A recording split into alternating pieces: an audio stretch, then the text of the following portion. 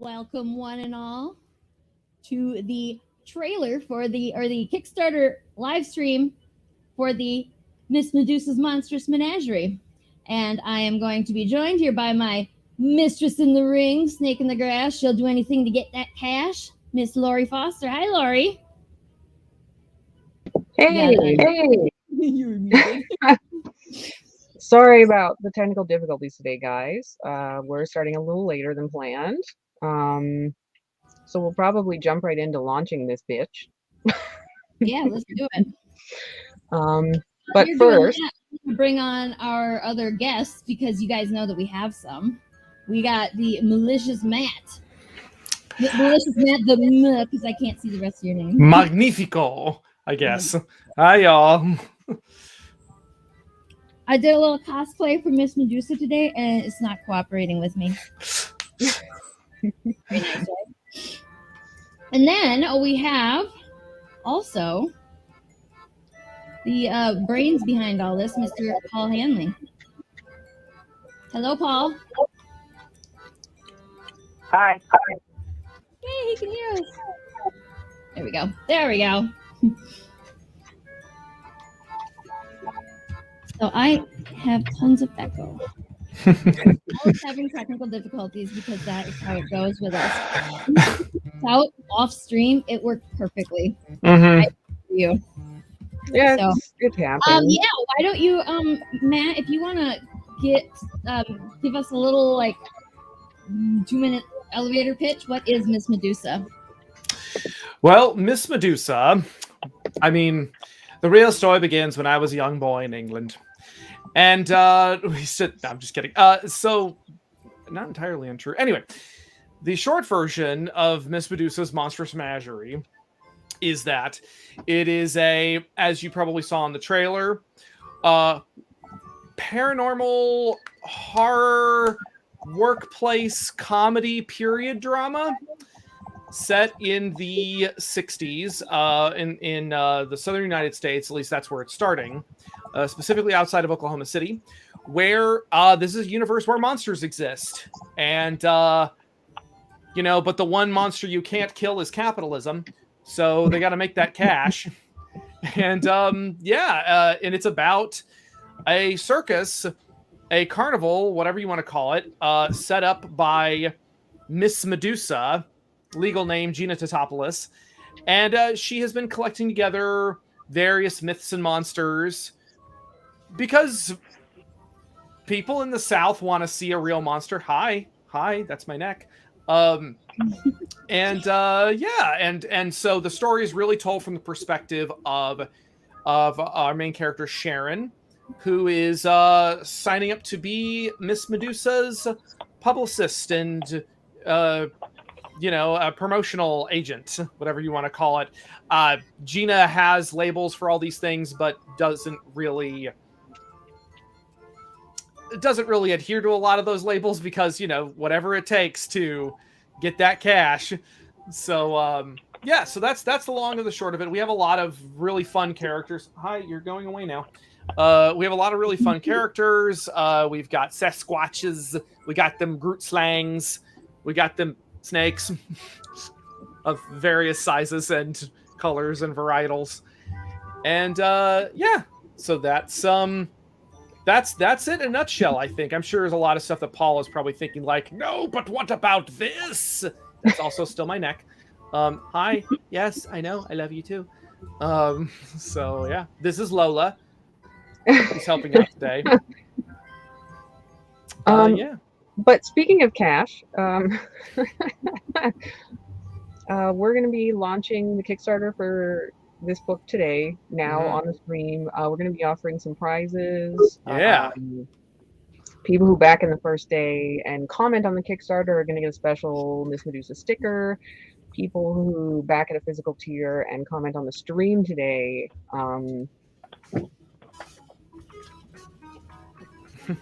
I have this really awesome hairy guy as a giveaway. Hairy guy. Let me full stream you so that you can see that big. It's a piece of original art that Paul Hanley did. And Paul is having technical difficulties, or he would describe it better than this. But it's basically troll concept art. Yeah, so you comment on the stream, you back at a physical tier once we launch. I'm going to put your name in a hat for this awesome original art. Yay. Excitement. If we want to show some of the other art from the book, I can launch. Well, while you're showing it, while you guys are talking about it. Yeah, we can definitely talk about it. I can at least provide some color commentary. Bam. Yeah, so that's the I remember watching you doing the drawing and inking on this on your live stream. Oh yeah, that's right. God, when did I do that? I forgot I did a live stream. Yeah, I did a charity live stream a couple of weeks back. This was a lot of fun. It was inspired by an old promotional poster Lori, was it a magician, or was it just an overall carnival act? It seemed like it was like a magician involved with a carnival. It was so badass. It was cool. It was almost like a fortune teller kind of poster, yeah, but with a magician. Yeah, because we were looking for inspiration. Because the original art I did was heavily inspired by old EC Comics, and we wanted to do something a little different. And you found that old promo poster, and it was just beautiful. So I immediately got inspired, threw together a sketch, and y'all liked it, so I went with it.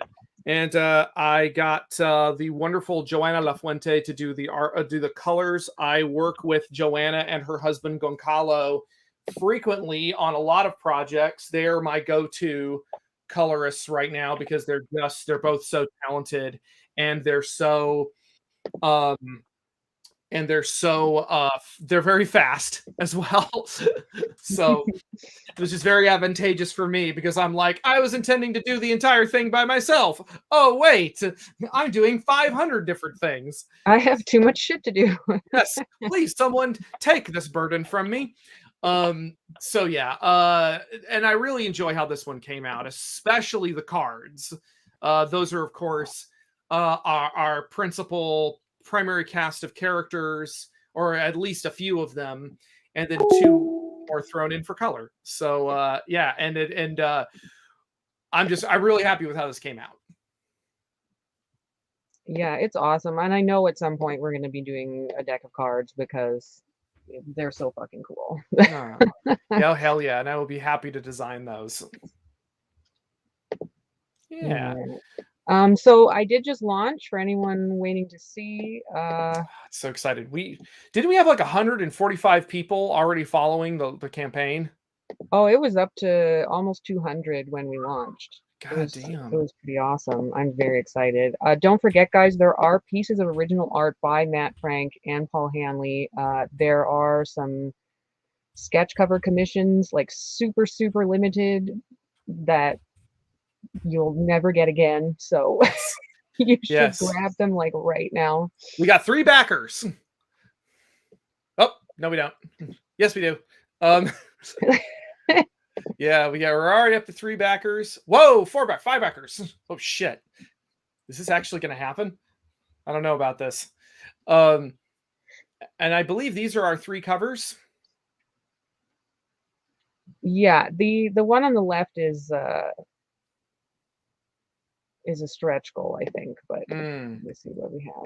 Yeah, that was the artwork I had done just as like a pitch cover, I guess. And I colored it myself, and then later went back and recolored it to give it a little more pop, because I learned color theory in the intervening year. So, professional artist right here, ladies and gentlemen.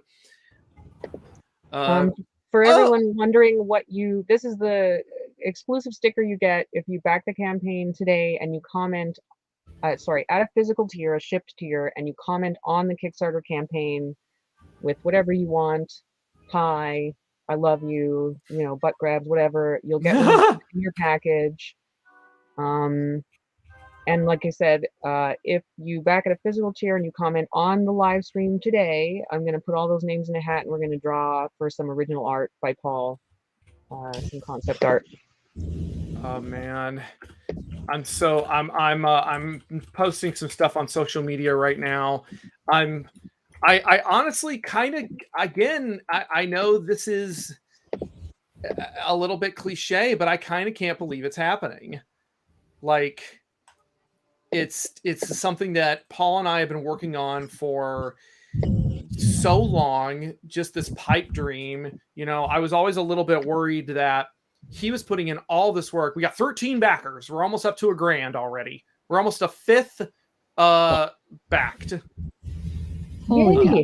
And Charlie, you were number 1. Andrew, you were number 2. You were so close. So close. So to read some comments that are coming in here because they started to come in immediately. Spider Squirrel on Twitch. Lori, I'm all up in the Twitch. Caston, I assume that now it's fixed because I just had the standby screen going because I was trying to fix what was wrong here. Yeah, everybody. Yeah.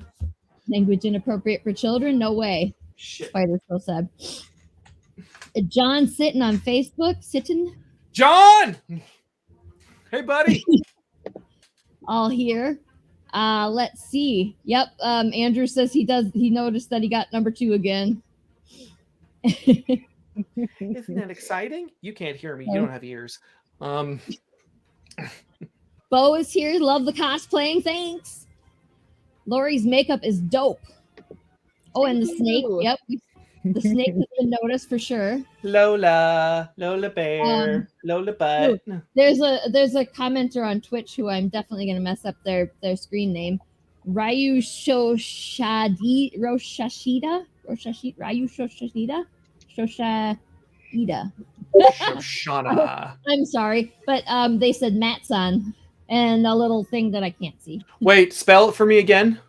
RYUSHOASHIDA. That's a lot of H's. Ryu Shoshida. Ryusho Hashida. Ryusho Hashida. All right. Hi there. Oh, Ryusho-san. Hashida-san. Hello. Stein tier. You burn dinner? You burn dinner just to get to us on time? Well, time for a McDonald's run. Baby. Michael Dolan. Sorry I'm late. It's okay. You weren't that late because we started late. Yeah. And yep, I got lots of people all telling us that they got their backers numbers here. Spider Squirrel said, "Was I first? Did I pop the Kickstarter cherry?" He did. Excellent. He did. And I know you said who it was, so I was like, just an aside, guys. Charlie is also running a Kickstarter right now for Spider Squirrel number 2.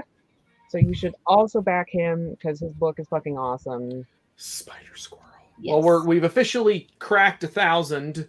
We're up to 1229 already. 19 backers. Holy damn. Can I have my hand back, please?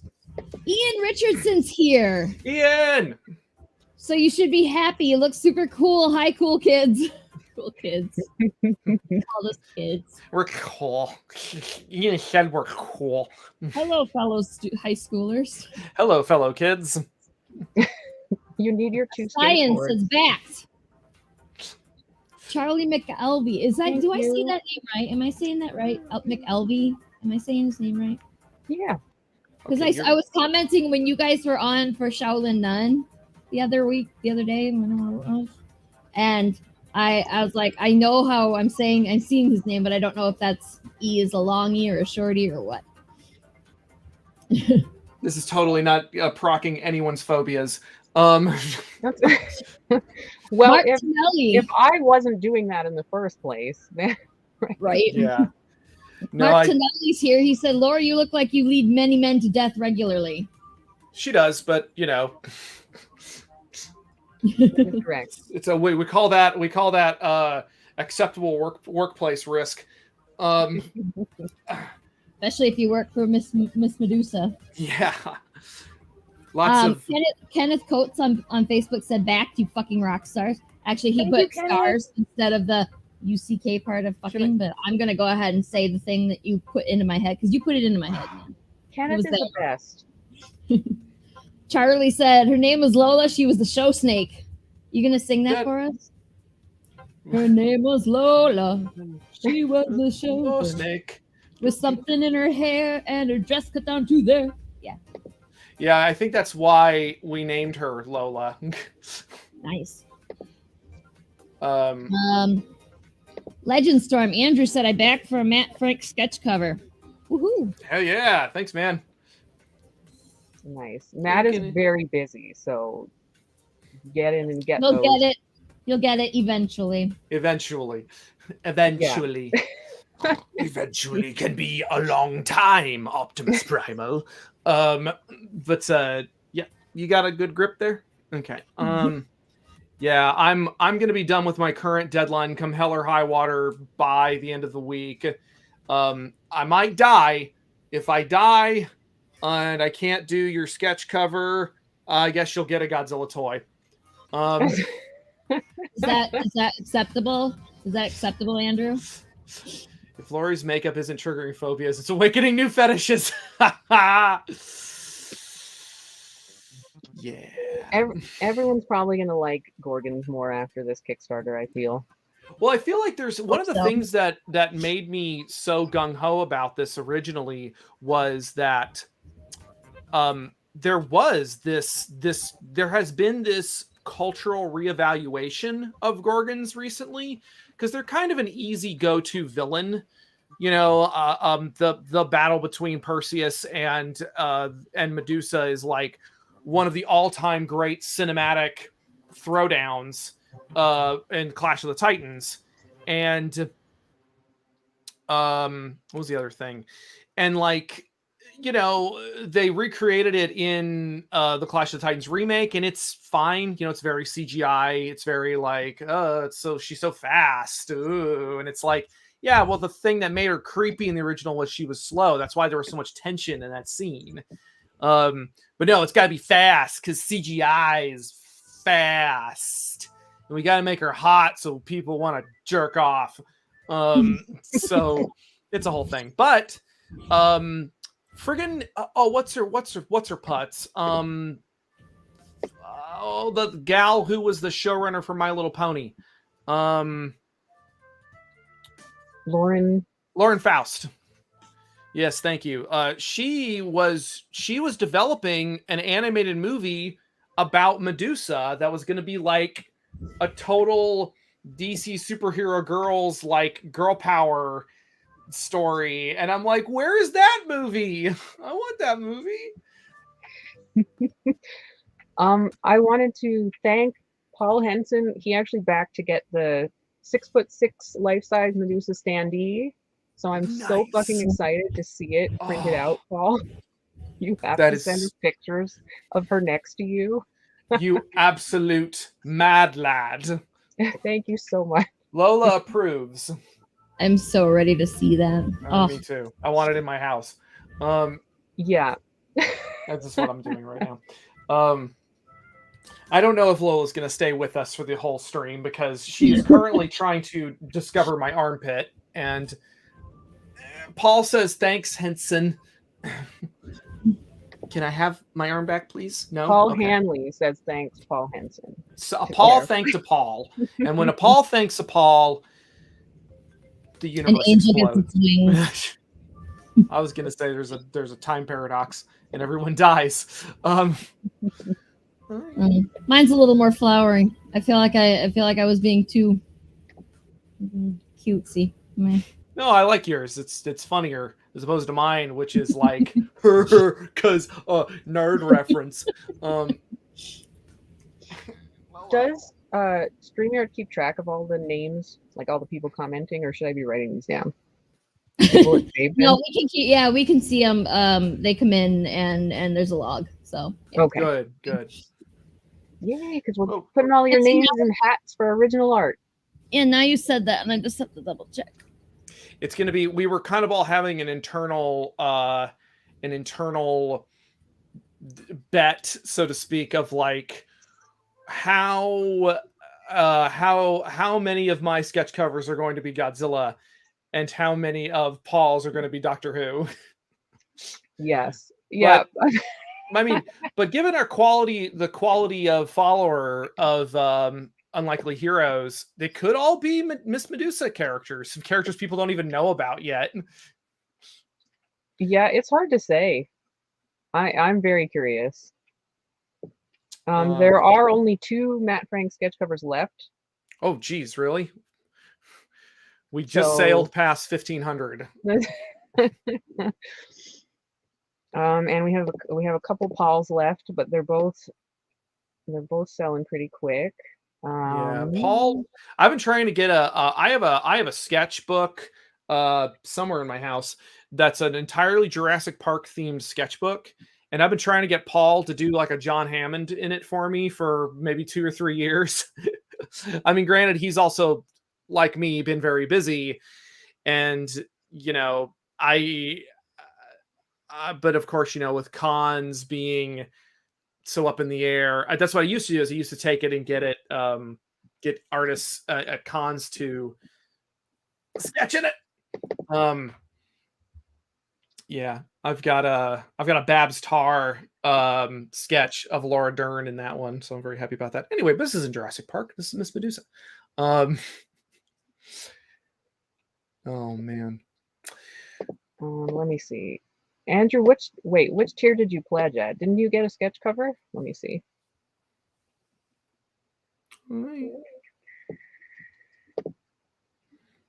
Just message Andrew. Just message me, and I'll make sure you get one. We didn't set it up so you can add it on because it's supposed to be super limited, the sideshow edition. But I can make some arrangements. He could probably like cancel his pledge and go ahead and redo it or something. I don't know. Well, he's doing a complicated thing because he wants the original art and a limited cover, but we'll sort it out for you. I'll make sure you get it, Andrew. Yay. Laurie's doing the work because I can't be bothered. Let's see. Sarah, you're muted. I was just saying that you should let Laurie do that because you're too busy doing all the other art things. All the other art things. I forgot that I was muted. I muted myself because I was going to make a big loud noise over here, and then I forgot to unmute. So, oops. Thank you guys so much for pledging. Thank you, Bo, and thank you, Ian. Tell y'all what, Lola's getting a little unruly here, so I'm going to go ahead and go put her up. Everybody say bye to Lola. Bye, Lola. Nice of her to join us for even a short time. I'm going to do this. Good God. Okay, and I'm going to go put her up, and if I can get out of the room. Okay, BRB.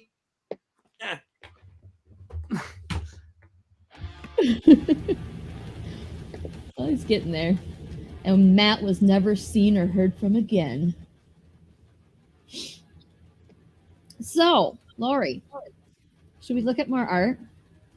I got some pages. Yes, sorry, I was arranging something. As you show it, I also wanted to mention and announce Bo Foster, who's in the chat. He's a big friend of UHS, and he helps us out all the time. He does a lot of the voices for our trailers. He's a voice actor, and he has a TikTok, and he's actually going to be running, he just launched it, a voice acting challenge for Miss Medusa on TikTok that people will be duetting, and we're going to be judging it, and we're going to pick some finalists, and they're going to be on a stream in November, and they're probably going to get some prizes. And anyway, so if you guys like to do funny voices, you like to be crazy on TikTok, I think he's just Cable Foster on TikTok. and you can go and duet him and participate in that challenge too, and win some shit. That'll be fun. I have a few of the character cards loaded up here that we didn't get to last time. And I don't know if you guys have looked at these on Facebook so that you can read the text, because I know you can't read it here. It's awful small. But it's basically, it's kind of like a very abridged biography, right? Yeah, it kind of gives a little idea of each character, a little bit of background, a little bit of spoilers if you pay really close attention. Spoily. Yeah, Paul Hanley commented that they're fun little backstories. So yeah. Yeah, I love these. Like I want to release like a book of these at some point because I think they're really cool. And you basically get a who's who, exactly like Mark Tonelli's saying, like the who's who. Yeah, and I'm back. Really fun. I did not actually get to read all of them. I just I don't have any time to do this stuff anymore. Like, it just pisses me off about school. It's sad when you're like trying to work in comics, means you don't really have time to read comics. Like, right. It's so rare these days that I even have time to sit down and read the books that I made.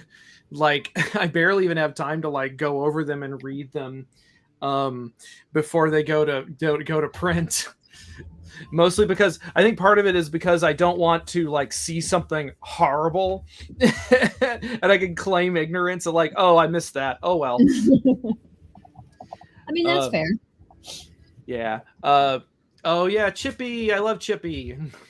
Yeah, definitely some very pointed Harryhausen references with these guys. As y'all might recall from the previous stream, we waxed poetically about Jason and the Argonauts. And that amazing stop motion sequence.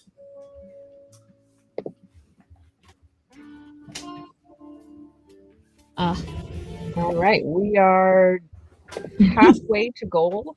Just under halfway now, 2,500. Oh my god! So much. I'm very excited. So cool. That is so cool. Make sure if you're watching the stream to comment, because you'll be entered in a raffle to win original art. If you back the Kickstarter physical tier, you comment on the live stream. If you back today and you comment on the Kickstarter, you'll also get a really fucking cool sticker. Like, we're just giving shit away. It's falling out of the sky.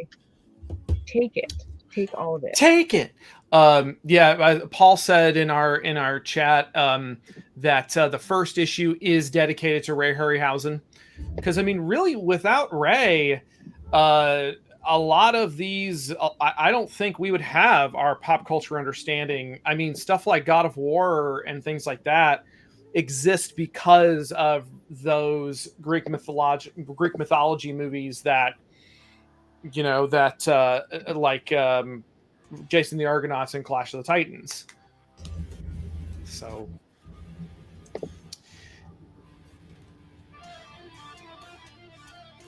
sorry, I was browsing through the Kickstarter.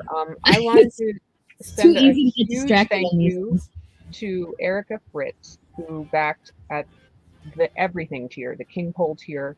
She's gonna get the standee. She's gonna get a fucking cameo. I don't even know what she's gonna get. It's just literally everything. That's awesome. I love her, and this book is basically made for her. She's been saying this like Cindy announced it, and she's been so excited. So I love you, Erica, and thank you so much. Paul says Erica rules. I agree. She is getting the literal sink as Diane. That's exactly it. I gave up on making a graphic for that tier, and it's just a sink. I love it. I love it. Paul says, fun fact, the original art that Lori has there is a Finnish lake troll named Skull. Or Skull. Skull. Skull. I liked all of those pronunciations, so I don't know if it's Finnish. It's probably like a like there's. It's probably like gruntier when the troll says it though. Like, yeah, like Well, the although I will maintain that pronouncing something like a piece of IKEA furniture is like the most base form of comedy. Like it's technically a joke, but it's like, it's so easy. It's like, oh yes, the fucking. Oh yeah, I put together a lovely the other day. I'm sure we have a couple creatures like that in the series, right? Oh, I'm certain. Paul says the trolls have fun names like Blazer, Svester, Fiend, Dirch, and of course Hadvig the Bedazzled. I like the Hadvig the Bedazzled. Nice. I love them. Oh my They're God. wonderful, wonderful. My children, my horrible, horrible children. Ian says that he should take a note out of your book, Matt, because he says he's still reading far too many comics. Ha! What's it like to read comics? I sure do work in them a lot for someone who doesn't read them nearly enough. Like I tried to read Wonder Woman Dead Earth, and I was like, this is awesome. And then like a few months later, I was like, oh yeah, I was reading that. I can't get it now. Son of a bitch. Yeah. Sarah G on Twitch, backer number 29. Thank you. Jimmy Gauthier. I don't know. Gautier. French name. Gautier. What? Gautier. Want my stickers, he said. So. Oh, Caston said that I got the top hat that you wanted, Matt, and I did not get the top hat that he wanted. I made this top hat this morning. She made it, and that's why I'm so mad because I just want to take the two of you. Like I said, it just Paul did instructed me to read in the butthead voice. Reading sucks. I'm angry at words. Reading sucks. Okay. I may be very excited. All right. Well, I wish everybody would have got a top hat. If I would have known, I would have taken, like, if I would have thought of it earlier, if Lori or I had thought of this shit earlier, we could have arranged it so much better. But I thought of this yesterday, I think. Yeah, and like I was only a little bit ahead. Like I think the night before I was like, I should get my top hat out. And I have a top hat that's exactly this one, only it oh wait, comes apart. So I bought the hat. Oh. I had the old hat that I made out of Eva foam, and I made this one this morning because that one fell apart. So I was like, fuck it, I'll just make a new one because it really doesn't take that long. I've been corrected. I did Beavis's voice, not Butthead's. My apologies, because Beavis's voice is the one that I tend to default to. So, hold on, I gotta get in a reading sucks. I'm angry at words. Yeah, I watched that movie the other day. The other day while I was working, and God, that movie is amazing. Katie backed. Oh, you got it. Thank you, Katie. Yay! This is a more reasonable time for Katie to be like she can actually watch with us. Yes. Normally it's super, super late, and sometimes Katie will come on and do a critical affection with us, and she's about sleeping by the time we're done. So this is a much more reasonable hour for her to be helping us. Yeah, that's actually a great reminder. Commenting. For me to remind people that we have a lovely fulfillment maven in the UK for this campaign. So shipping to the UK and EU is affordable and not $25 fucking dollars. Hell yeah. Nice. I've got stuff I'm needing to send back to the UK that I've been sitting on for a while because I'm terrified of what Brexit has done to the postal service over there. So I'm pretty sure that if I don't fill out like 9 pages of paperwork, they're just going to take whatever package I send and just throw it in the trash, which is That's why I don't really ship stuff to the UK anymore. Because unless you pay out the ass for tracking and everything, it will just go in the garbage. Yeah. Yay. Yeah, it's it's even, well, I remember shipping stuff to the UK like 10 years ago, and even then it was like it could get there in 2 weeks, it could get there in 6 months. We don't know. So that's fun too. This is awesome. So we are at 2,744 backers. Ooh. Already. Thank you guys. Well, 2,700 money. Sorry, for a second there. Not 2,744 backers. $2,700. 44 back, 44 back, yeah, 45 2,700. Big Bad Shadow Man. What's up, bro? you. I can put I can see if I can do this. Put our campaign in the window here. We can watch it as it Hey, goes. Brad. We'll see if I'm smart enough to figure this out.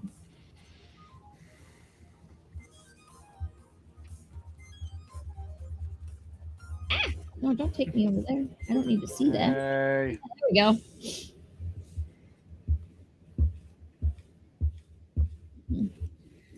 I am so excited for everyone getting a standee. Like I cannot Yeah. wait. That is really amazing. I'm so excited about that. Oh, it just went up again. Yeah, we're up to 27. We're almost to 28 now. Man, that is fucking buck wild. How many standees have we sold? Paul asks. Oh, that's a good question.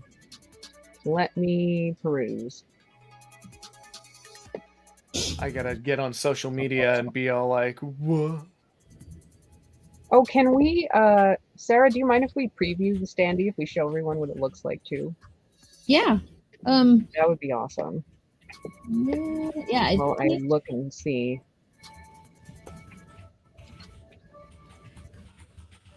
I assume it's in. I gotta find it, so give me a second. 2 standees so far. While you look for that, Ian has a question. How is the process working with Paul doing backgrounds and you doing character art?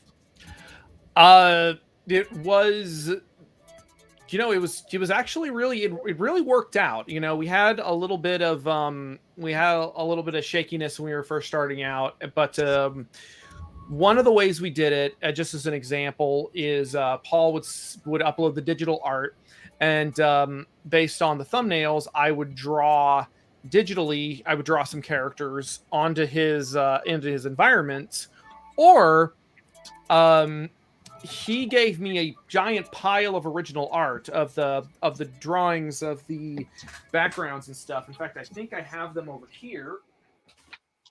I just have to fish them out of the thing. This is a fun way to kind of show this off.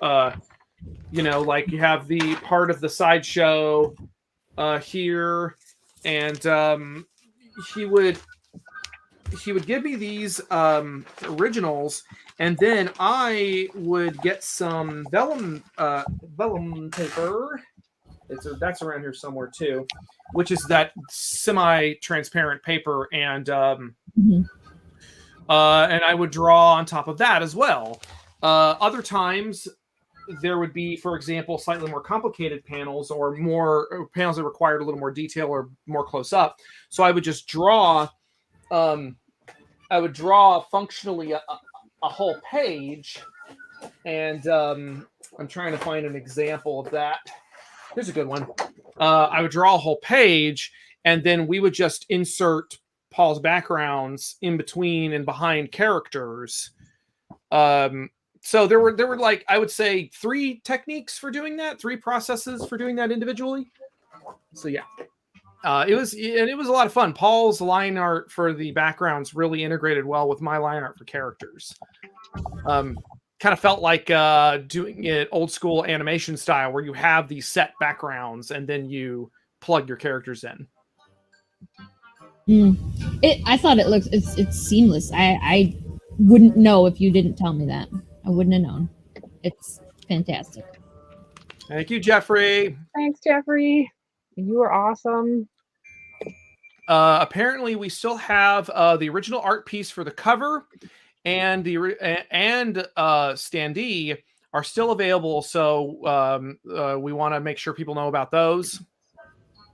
Cass is asking if I will sell the originals. It depends on if there's a demand for them. If people want them, boy howdy do if I got them. And Paul, of course, has quite a few originals of his own as well. So, some of those are part of the campaign.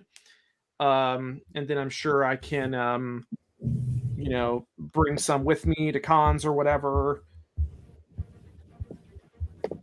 It's all so the original cover art is this without the colors, obviously. And then do we have the standee art in here? I'm getting it. I'm getting it for you now. Okay.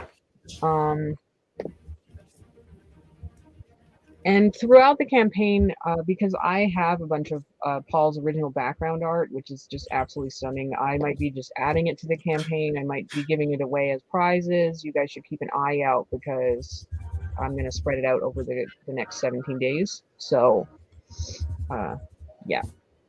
Yeah, there's a lot of oh, that's right. Laura, you were the one who said that, not Paul. It's gonna knock the shit out of you guys, but the standee file is too big. I have to resize it. Oh no! Oh yeah. The whole thing is ruined forever. Now, give me a second. I can't believe you. But did each artist ink their own work, or did it all go to one inker? Yeah, we inked our own stuff. Either physically or digitally. And I'm trying to remember if Laura, if you helped out on any inks, or was that on other stuff that you and I worked on together? There were a few small things that I tweaked, but very small. Okay. Yeah. Okay. I'm really hoping that I can show off the thing that you and I worked on recently. But I'm still waiting on approval for that. Oh man, that'll be awesome. Mm-hmm. I think I got the standee to load. Yay! Yay! Yay! There it is. There's that beautiful bitch. Yeah, I cannot wait to have. I really want one of those for myself. Oh, me too, man. Oh, I've got a new, working on putting together my new studio, so I'll certainly have space for it. Oh, excellent. Mm-hmm. It'll be right next to the 6-foot Elvira standee that I'm absolutely also going to buy at some point. Yes. Of course, I'm in my Halloween mode, which means I'm just cycling through Elvira t-shirts.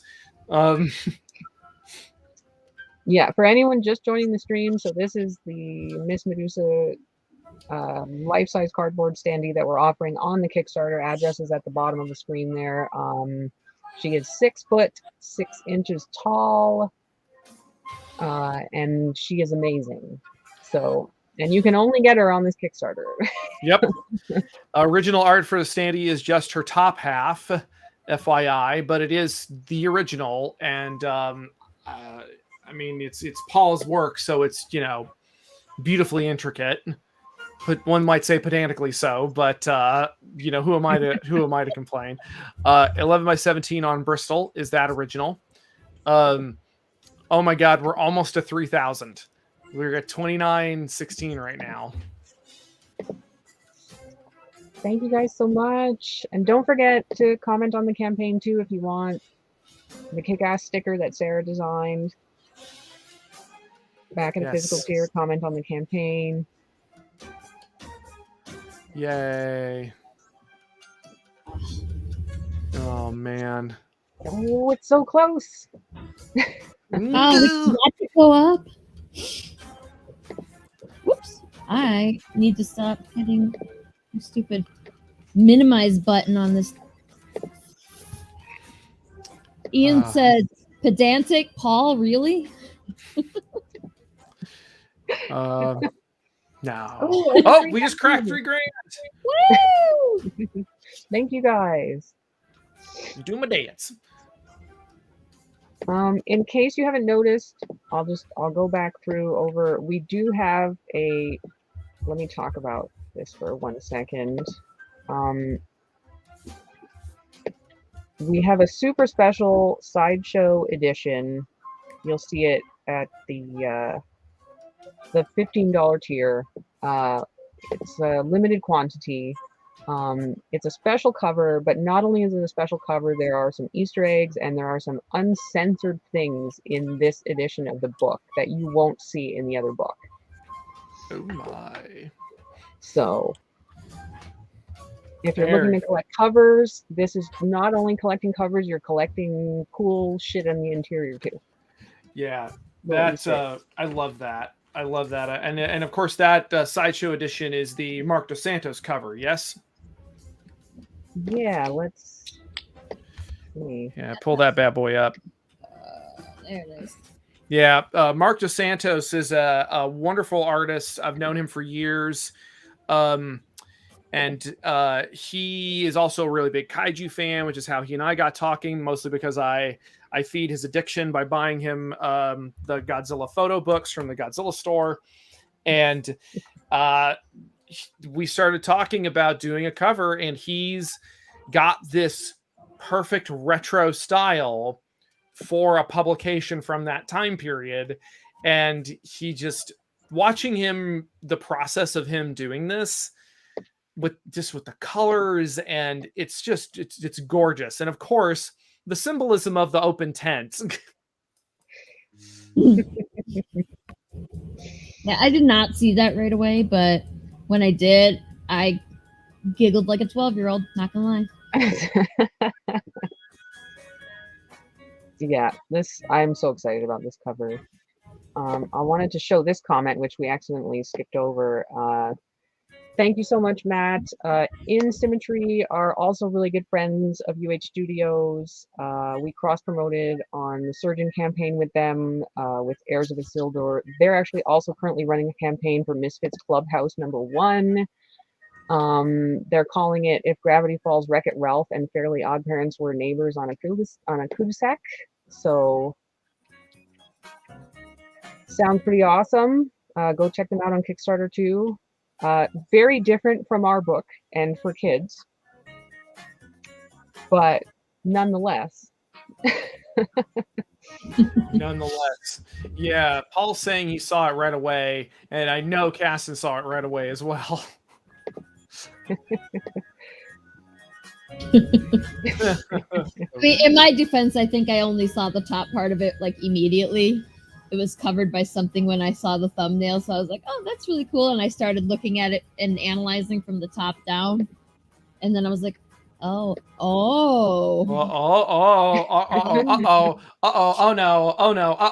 all beans, we're gonna get in trouble."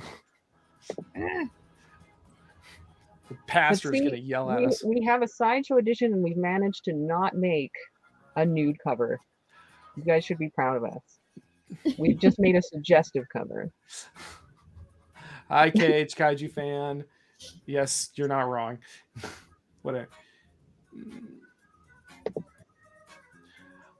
Apologies if I'm occasionally distracted. I am also working during the stream because I am a professional. I mean, to be fair, I should be working, but what is work?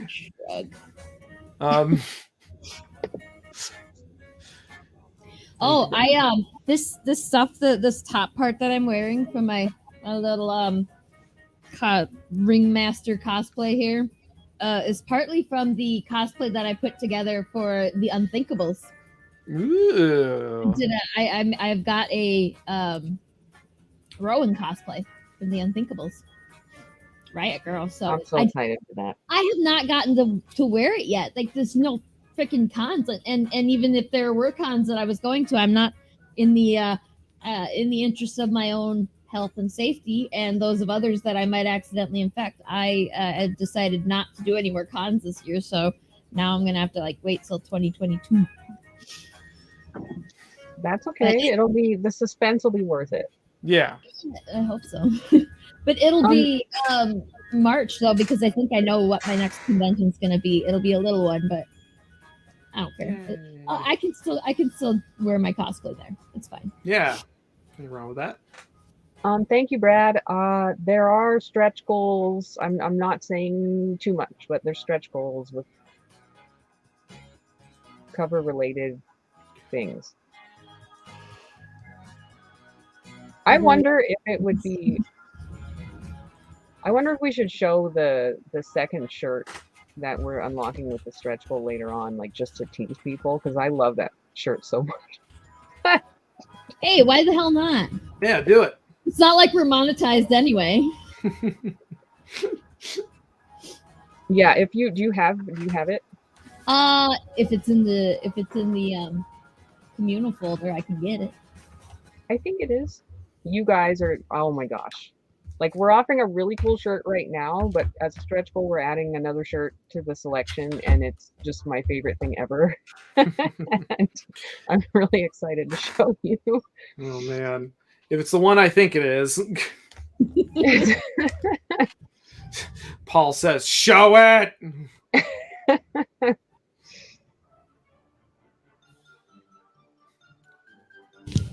I'm working on it.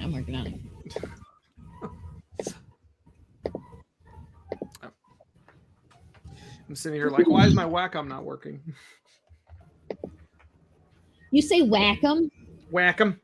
Whack-em? Why is my Wacom I not working? always said whack-em, and nobody ever corrected me, and it turned out that because I live in such a tiny little area, nobody even knew what the hell whack-em was. Nobody knew what an art tablet was for years. Yeah, and now everybody knows. Oh gosh, yeah, you're gonna have to get the 13-inch Wacom, because because it's only at that point. They only occasionally short circuit and kill you and your whole family. But we don't want to raise a fuss. I've been watching. I've been listening to Last Podcast on the Left, and they get a lot of mileage out of the northern central United States. Being that I live there. I used to do, but I don't anymore. Like, no, I'm still right fucking here. I'm still right there. And like, I can tell you that I don't know anybody who talks like that. Unfortunately, I know I've heard people have told me I have a Midwestern accent, but I don't have that. Don't you know? Yeah, it's lightly. People don't get through that anymore. I haven't heard you say bag instead of bag. Big. I am guilty of occasionally saying wash instead of wash. I have said that. I've mostly trained myself out of it, but not completely. You're gonna want to have to pre-order both of them. Both, where you add a W and an L to both. Both. People think Canadians speak like that too, and I've never met one that speaks like that. But Canadians really do that A crap a lot. Like the more Not the where more I rural come ones. from. Yeah, I was like the more rural ones too, because my family went up and did this hunting canoe fucking safari thing in Canada. I don't know what the fuck it was. I think did they go to like Saskatchewan or like? I have no Alberta? idea. I don't even remember where they went. Oh, yeah, you're gonna want to go to Saskatchewan. But... Yeah, he was like, but Mom said that one of them was shouting to the other one, and the other one didn't hear him, so they were like, "Hey, do you got something about the rope, eh?" And then the other guy didn't hear him, so he was like, "Eh, eh, eh." Yeah, you're gonna want to stop over in Saskatchewan. You want to stop at the Tim Hortons there, not the one on the south side, the one on the east side, because that's the one that's got the fresh Tim Horton donuts there, don't you know? So I could do that all day. Okay, but yeah. Tim Hortons slaps. Okay, you guys don't even get to argue with me. It slaps. No, I've never had it, and I want it because I don't know what that is. It's like Dunkin' Donuts, but better, and they have Timbits, which are donut holes, and then they also have soups and sandwiches. It's so good. It's the best. Like I love Tim Hortons. When you went in your Tim Hortons tirade there, your accent bubbled to the surface just a little bit. It was really cute. Cute. He just called you cute. I would hiss, but it's not very threatening because I have braces, so it's just gonna make it worse. You hiss like you can hiss like the little caracal in that little video where it's just like like the kittens that trying to hang on to a stuffed animal toy. Well, let me see if I can get into Texan mode. Did you find the shirt, by the way, while Matt does that? I did. Let's show. Not to interrupt. I just want to. I'm excited about this shirt. Getting there. Getting there, but like. Oh, it just went up again. Thank you. There you go.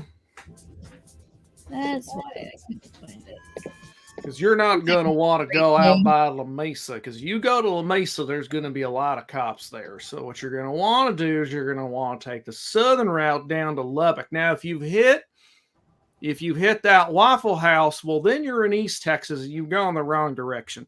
Now, the thing to understand is when a gator bites your grandma, that just keep going. Of course, it's only a matter of time before I start slipping into Grandpa Simpson. The important thing is that there was an onion on my belt, which was the style at the time. Now, in those days, nickels had pictures of bumblebees on them. Give me 5 bees for a quarter, they'd say.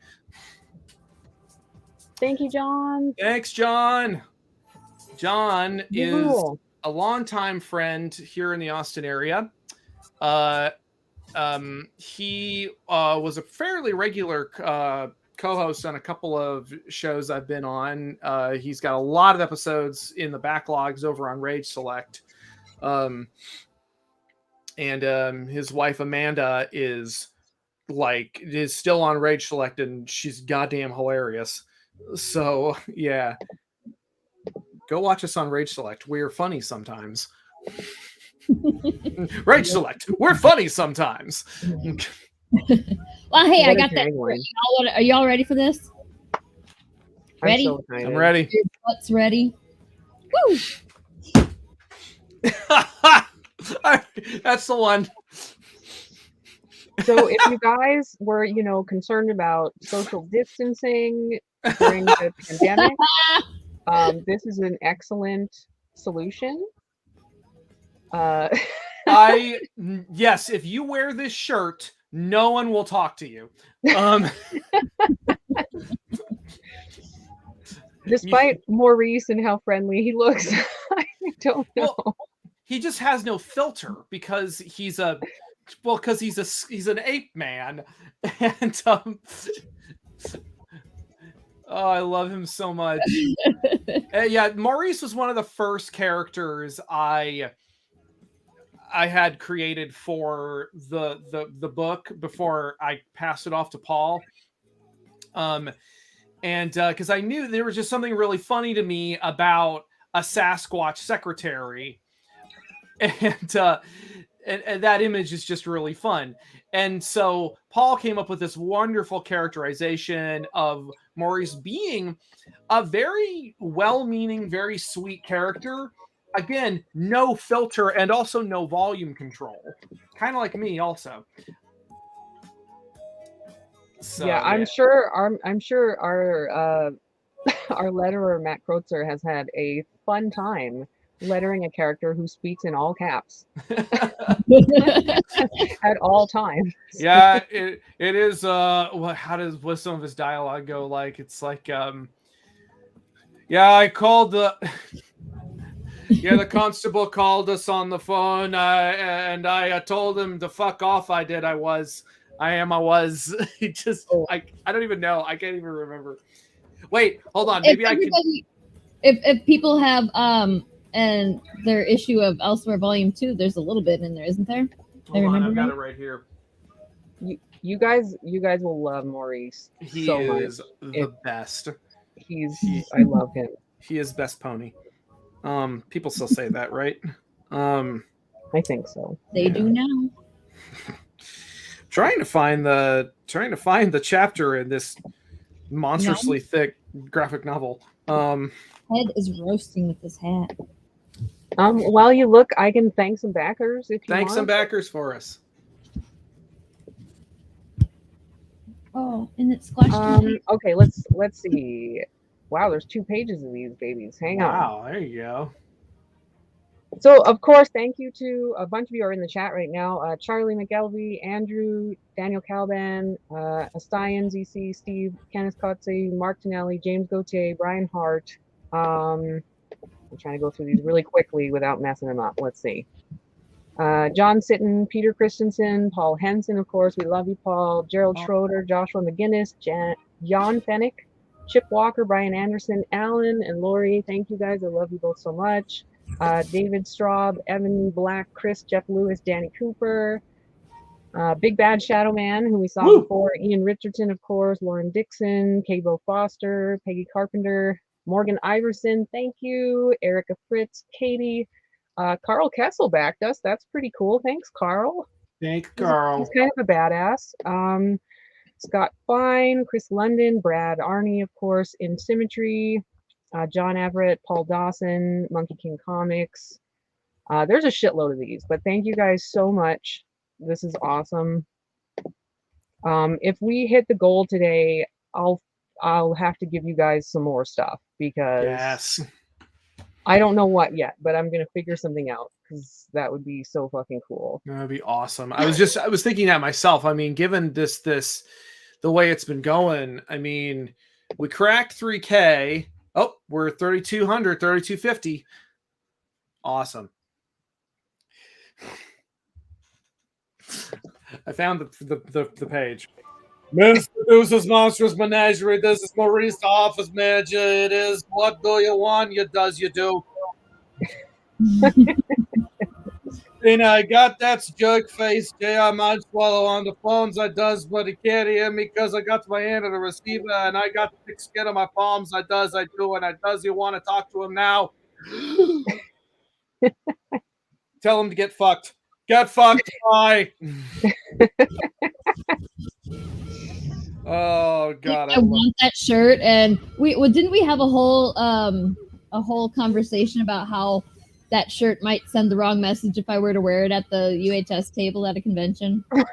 Do I? Because it's like it's our merch, and I try to do that whenever I can, but also there's a very particular crowd that you can wear a get fucked shirt around. Well, I go to a lot of family cons. I feel like I would be kicked out if that happened. Yeah. So I can think of a few. Yeah, you might have to just bring the shirt and show certain people or something. Like, I feel so bad for whenever Caston's helping me at a con because, you know, she has all these great outfits she wants to wear. And I'm just like, I don't know. I think that one might get us in trouble.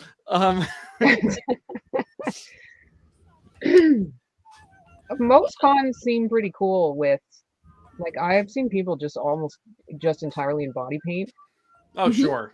Oh yeah, you know, like they're pretty forgiving. It was pre-pandemic, but I saw a set of Attack on Titan, and they were the female Titan and maybe the Attack Titan. I can't remember which other one, but yeah, like totally nude except for their pasties, and they had like things on their feet because there was no shoes, no shirt, no service kind of deal. So they had little pads on the bottoms of their feet. And they had nothing but body paint and fantastic. And yeah, like pasties covering the curtain and parts. That's awesome. Yeah. Bye, Ian. Thank you for coming. Paul said bye as well. And thank you, yes. We're all of the stuff for Ian's art book Kickstarter is actually printed or shipping to us or in the progress of being printed. Like, we should be shipping in a couple weeks. So amazing. Yeah, there's that's hitting the goal within the live stream is not without precedent, because that happened with Ian's book. We did a live stream to launch his book and it happened. It was so unbelievable. Like, we were both all sitting here like not even shouting and and whooping and hollering. We were all just like, holy shit, I can't believe that just happened. Just like we don't know what to do with ourselves. Yeah. We were all like, oh my god, did that just happen? No. But yeah, if we can hit goal before the end of the stream, which will be 45 minutes max, we'll give you guys more shit. I don't know what yet, but I'll figure it out. Yeah. Aw. Thanks again, Ian. Yeah, I mean, I'm still like, you know. Yeah. Now we gotta beat Ian. Now we gotta beat Ian.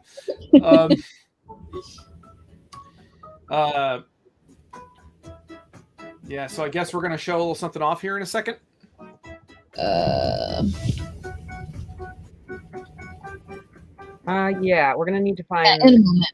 the image.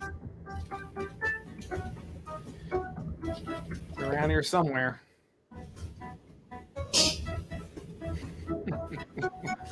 Well, y'all are figuring that out. This is how I did Ian's as well. I was just like making tiles to put up on stream the whole time we were on, like the whole live stream. I was just making tiles and throwing them up, and it worked. There you go. Yeah, Paul raised a good point. We're not even people aren't even home from work yet. Like getting this is awesome. Cracking 30,000 cracking 30,000 would be nice. 30,000 would be nice. Cracking 3,000 in like barely an hour. That's pretty friggin' wild. I have not worked on many Kickstarters that did over 50% of their goal within an hour. It was crazy when it happened that time. So yeah, this is awesome. Crossed. Yeah, I mean I don't know. I mean I'm biased, but I think that we have the best fans. We do. They seem like I really have to say, just as me gushing over the fans for a minute, it really does seem like UHS has a really rock solid fan base that just loves whatever you guys put out, and I think that speaks to a very particular kind of fan that I think a lot of creators wish they had more of. Because I mean, it's not no real secret that, you know, I have a very particular audience, and that audience tends to want a very particular thing from me. And if I try to push other stuff, it doesn't tend to get as much traction. So seeing this, you know, this thing that, you know, I'm like kind of been over here biting my nails a little bit because I'm like, I don't know if anyone's gonna give a damn. Yeah, clearly people give a damn, and that's very affirming. Like that's very that's nice as an artist. Yeah. And by the way, I haven't sent out any social media for the campaign yet. Oh. At all. This is just backers from the stream and the backer kit email that I send, and that's it. So I still have I'm trying to stream and do shit at the same time. So yeah, that's one of the downsides to launching during the stream thing. That I don't know, unless we get big enough that we can like hire a team of people to do that shit for us. That would be awesome. Yeah. One day. One day. I don't know. I think I would miss the hands-on stuff if I was like, if we were just doing the, you know, if like as we grow and we hire people to do the shit that we don't like doing. I don't know. I think I would miss doing it though. I mean, there's certain aspects of my job that I don't do anymore, and I don't miss it as much as you'd think. I would like to never do social media again. It's just so, like, aside from like on my personal account interacting with fans and talking to them, like promoting shit, like it's just so, I don't know. Yeah, there's something about it when you promote stuff that makes it feel makes it feel, it kind of feels phony, you know, where it's Right. like, you know, back this, you know, it doesn't feel like you're the one talking. Yeah. Yeah, it feels weird. Yeah, I'm not a huge fan of the social media posting either. And yeah, it's just like the pressure to come up with funny shit to say, or engaging shit. I shouldn't just say funny, because you know, you don't have to be funny, but you do have to be engaging. And yeah, so yeah, like I don't know, like y'all should join our Discord if you haven't yet, because that's where I am much more like you're, for all of us, I think you're much more likely to get like us people as like we are, instead of the, you know, professional. Yeah. We love Yeah. you, Paul. The UHS Discord is a funny place. Like there's a whole section where we just post perverted memes. Like you guys should definitely join if you're not in there. It's fun. That's amazing. If you go, it's yeah, it's uhstudios.com/discord, right? Did we have it set up like that? I think so. I think we did that a long time ago. It is. Yay. Okay, phew. Yeah, so yeah, uhstudios.com/discord if you want to do that. Yay. Yeah, because that was you know, with the big pain in the ass links, like nobody's ever going to be able to copy that, right? Yeah. Yeah. Oh, I'm glad we did that. I forgot we had that link. Yeah, I'm glad we did that too. Yeah. I just got a text from my mother. My parents, farmers. They like the kind that make their living farming, and she just texted about a photograph about how excited she is because they just finished the corn. Yay, the corn! You're like, Mom, back our Kickstarter. She sent me a picture of the fucking combine. Awesome. Very nice. You should send her back a picture of the Kickstarter.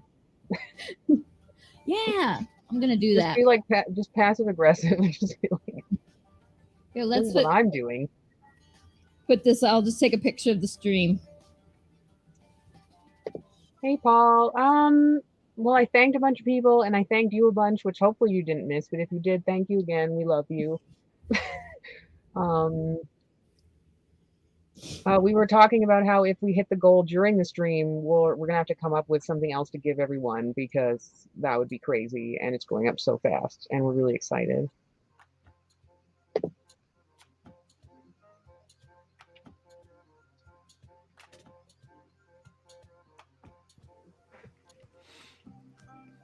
Yeah, it's yeah, I've just been like I've been periodically sharing on Twitter like, oh my god, we're at 2,000. Oh my god, we're at 3,000. It's exciting.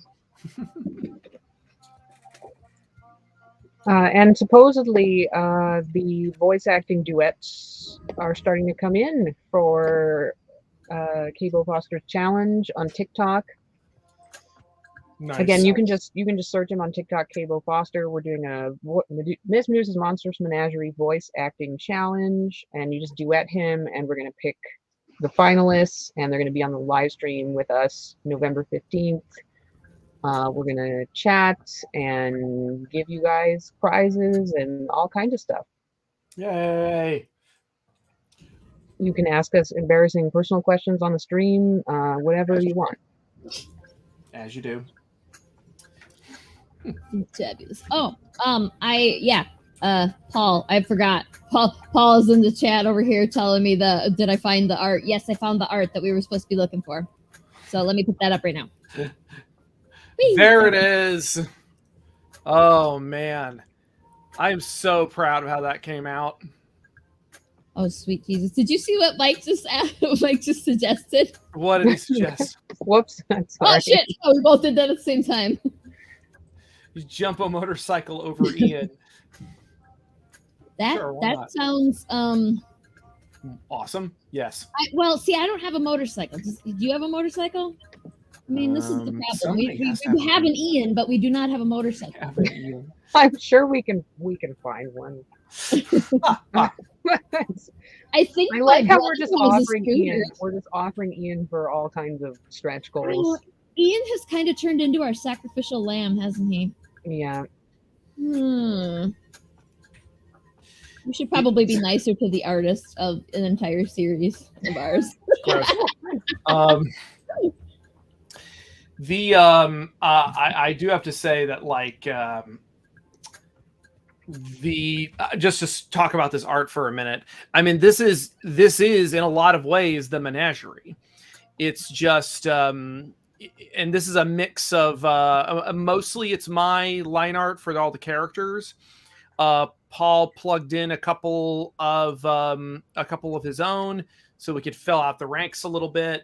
I remembered the grind working on this, trying to trying to get this damn thing in. I've got the physical 2-page spread here, which I can show off once I can show off here in a minute, but it's I love how this came out, and Paul's colors are amazing in this.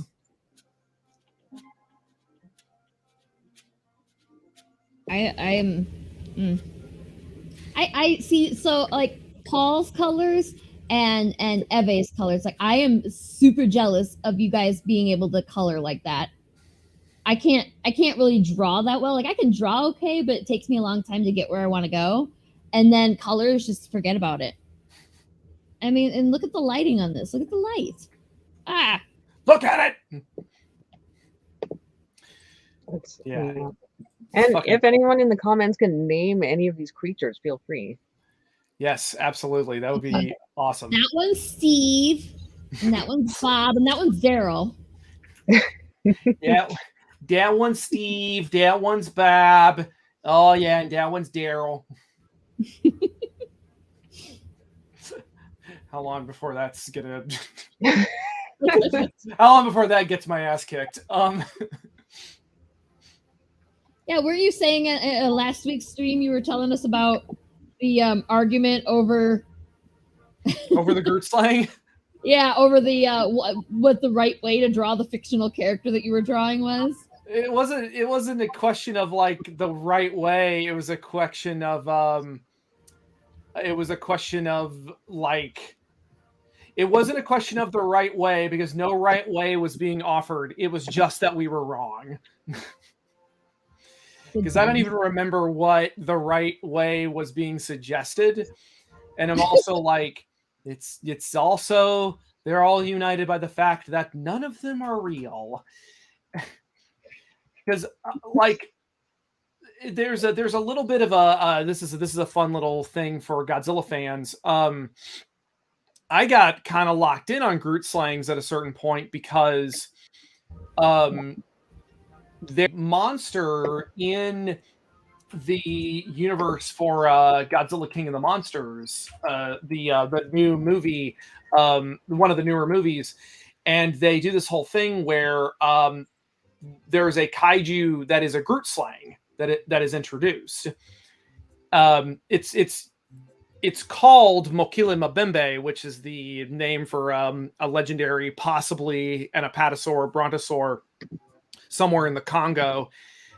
And it's just like and what I liked that they did in the Godzilla, they did this in the Godzilla novelization. They described Mokile Mabembe not as a giant apatosaur, but as like a giant Groot slang, a giant elephant, crocodile, snake thing.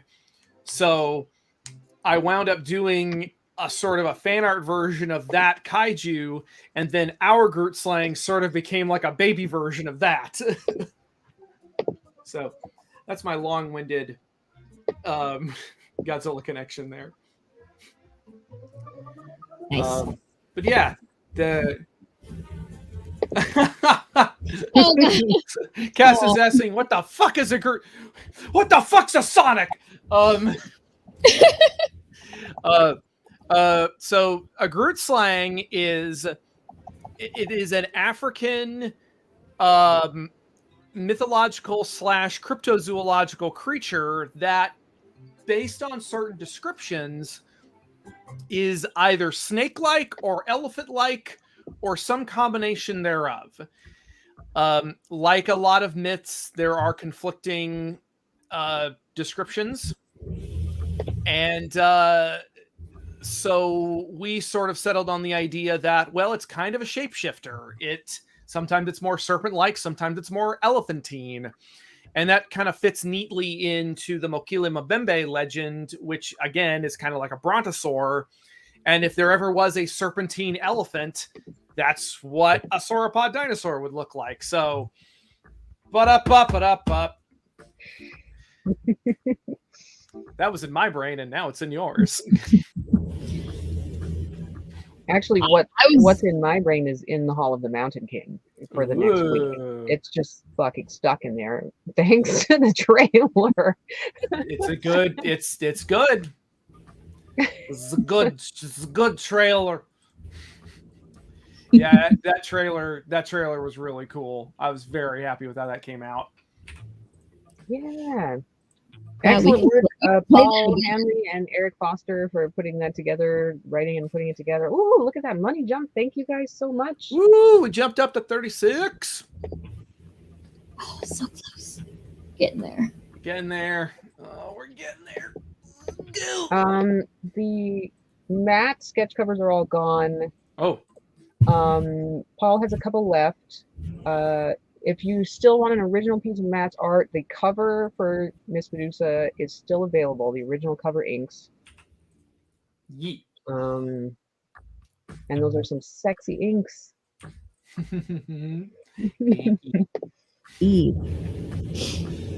Yeah, I was really happy with how all that came out. I'm really happy with how I've said this a few times. This is going to be probably the best looking book I've ever worked on. I can't think of anything that has looked this just absolutely rock solid. Oh yeah. In our press release for this book, I was just like, it's like nothing you've ever seen. Like it's hard to explain. Like, I don't know if we have straight up sequentials in here that we can show. Mm-hmm. Yeah, should definitely show off some more stuff. Paul says he wants some original matte art. Oh, you gonna get it.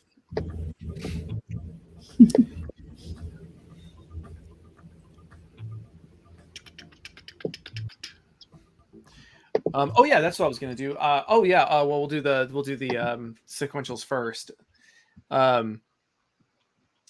Yeah, these are definitely just Paul's backgrounds on full bore here, and then some dickhead drew all over them, and I really like how that one troll came out in the bottom of the center page there. I just love how he came out because it really is kind of a mix of my style and Paul's style. Mm-hmm. Yeah. And I had a lot of fun with Calliope over there on the right there. That top panel might be one of my favorite panels in the book on the far right. It's so good.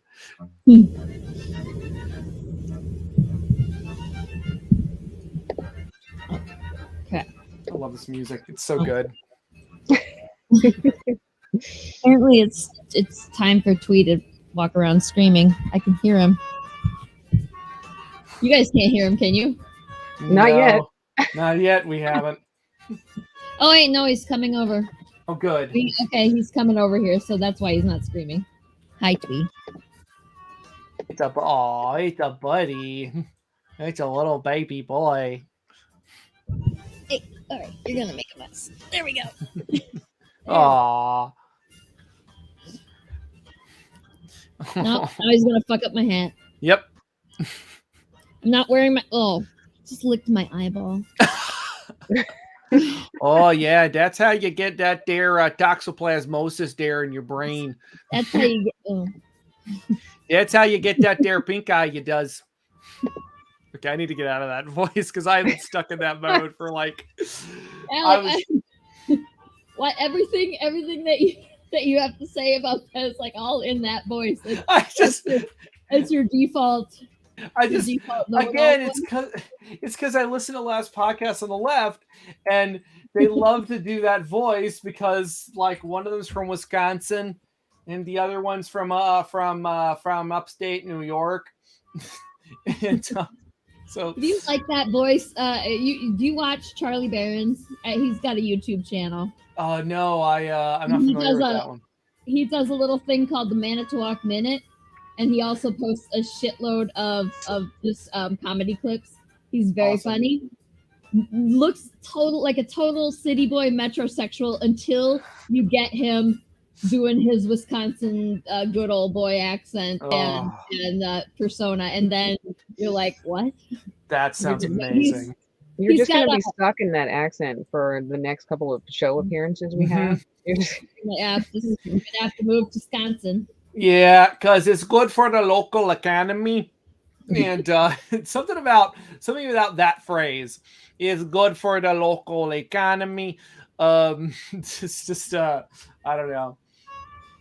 I was hanging out. I took a small break, much to my personal chagrin, because I'm not supposed to take breaks. I'm supposed to just constantly work and then die. But I spent some time with some friends over the weekend, and I started doing that accent, and at least one of them was like, "Matt, if you don't stop doing that, I'm gonna hit you with my car." It's like, boy, that seems a little bit extreme. Yeah, it seems a little bit extreme. Really annoying people. Yeah, it just seems like it's a little bit of an overreaction there. I'm not trying to step on anyone's toes, but I'm gonna be quiet for like 5 minutes. Oh no, I remember what I was gonna do. I was gonna show off the line art I did. If you make me bigger. I'm making you bigger. And biggin. There it is. Now I am your entire world. I will be a capricious and vengeful god and bring back Prima Noctum.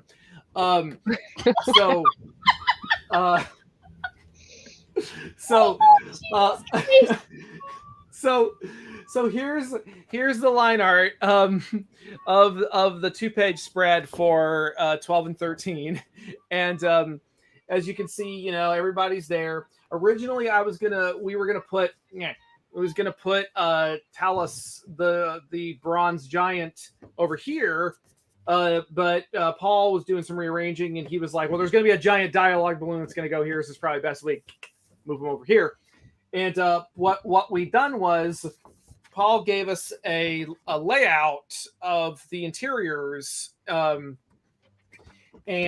since my printer was all messed up, I had Caston print out the thing for me, this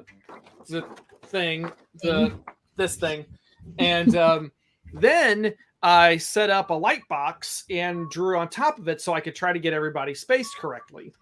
One problem, though, that I didn't tell anybody about because I knew it was going to stress all of you out was, all the pages got printed, okay, there was a little bit of mismatching, but you just got to roll with that stuff sometimes. Although for some reason, I don't know why this happened, but on this page here, it printed on both sides. So when I laid it down on the light box, I was getting like a double image through this page. Oh. And so I was drawing lines that were not there. And I'm like, wait a minute. So I had to keep going back and like erasing stuff. And it was a fun time. Comics are fun. So yeah. Yay. I think Paul's going to try to get that art piece. Paul wants it? Well, Paul, if you're interested in that, I guess you can maybe send me an email about it. I don't think it's part of the campaign, is it? So, I can, he can email you, or you can tell me how much, and I can tell him, and he'll add it to his pledge. Give him. Oh, that's a good point. Lori, I'll send you some numbers. Okay. And we'll go from there. Thank you, Paul. It's just for you, Paul. Special request. It's all for you, Paul. Throw myself off a roof. Anyway, so.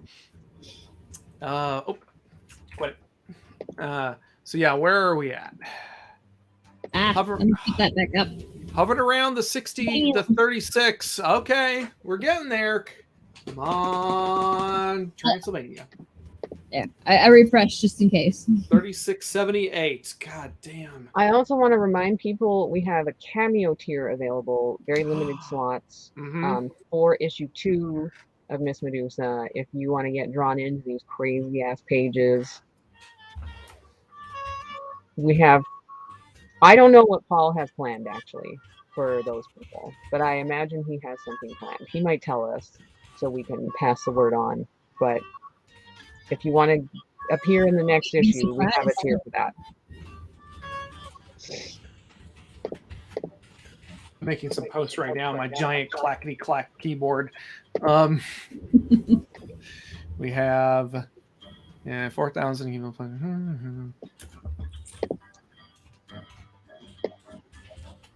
This is when back last year when we had all Zoom classes in university. I think that most everybody that follows us on a regular basis knows that I'm still in university I went back after later to try and get my bachelor's, and fingers crossed I can actually graduate in May. So everybody, hell yeah, super excited for that. But when we had all the Zoom classes, this cat here would walk around the room just screaming until I would pick him up, because he would jump up here and I would push him back down and be like, no, I'm trying to do class, and then he'd wander around screaming. And so I just was like, okay. He wants to be scarfed. The teacher heard him and she's like, is there a baby crying? What's going on? What is that noise? And I'm like, oh Jesus Christ. It's like he figured it out. It was me. And so I was like, okay, you know what, guys? So I'm going to be unprofessional and hold my cat like a baby, because he will stop screaming if I do that. And so this is how I spent most of my classes. While we lost Lori. She puffed for a second. The internet, her internet situation is awesome too. You know? I just love that. There she is. I was just like, oh god, we lost Lori. Okay, she's not. Here's a fun fact. Because I've been sitting here reloading the Kickstarter campaign, I accidentally reloaded the live stream window instead. We're doing great. That is why I separated mine into 2 separate windows. Oh, I did too. I fucked it up anyway. Oh, wow. Good for you. Word, yeah. I did not get a I also have 2. Yeah, like you have just the one screen, right? You're just working on the one screen right now. See, I got 2 screens I can work on, so it's not fair. I got them separated by both. They're 2 separate windows and they're on 2 separate screens. So I'm very fortunate that I've got my 2 screens going, with one of my screens that Caston bought for me for Christmas, because I'm a special boy. Oh, thank you, Caston. J-Man. J-Man. J-Man, thank you so much. Thank you. Paul did say what he's got planned for the backers, for the cameo backers. Yes. So, do you want to explain it, Matt? So, what we're gonna do is, if you want to have a cameo in the comic, issue number 2 is going to have scenes with rubes. Rubes is, of course, an old-timey phrase for a walking wallet. Just somebody that you can grift some money out of at a carnival, at a circus. Basically background extras and people, and rubes, of course, also get to be pretty visually distinct. Rubes are our muggles, as Paul says it, and I think that's an appropriate comparison. So yeah, you get to, if you want to be taken advantage of by a snake woman, you get to eyebrows. You get to be the thing. So back us at that tier, and you get to be drawn probably yelling at a goblin because the ring just won't go over the cups. Turns out when you can do magic, it makes it a lot easier to trick unsuspecting white people. Hey, magic or no, those ring games are fixed. I've never been able to do those bitches. I remember going to the carnivals when I was a kid and like would spend $30 trying to win one of them fucking 20-cent goldfish. Like, oh god, yeah. it was so dumb. Paul just pointed out about how $78 to win a coconut. Yeah, exactly. Because back then, a coconut, so some fancy.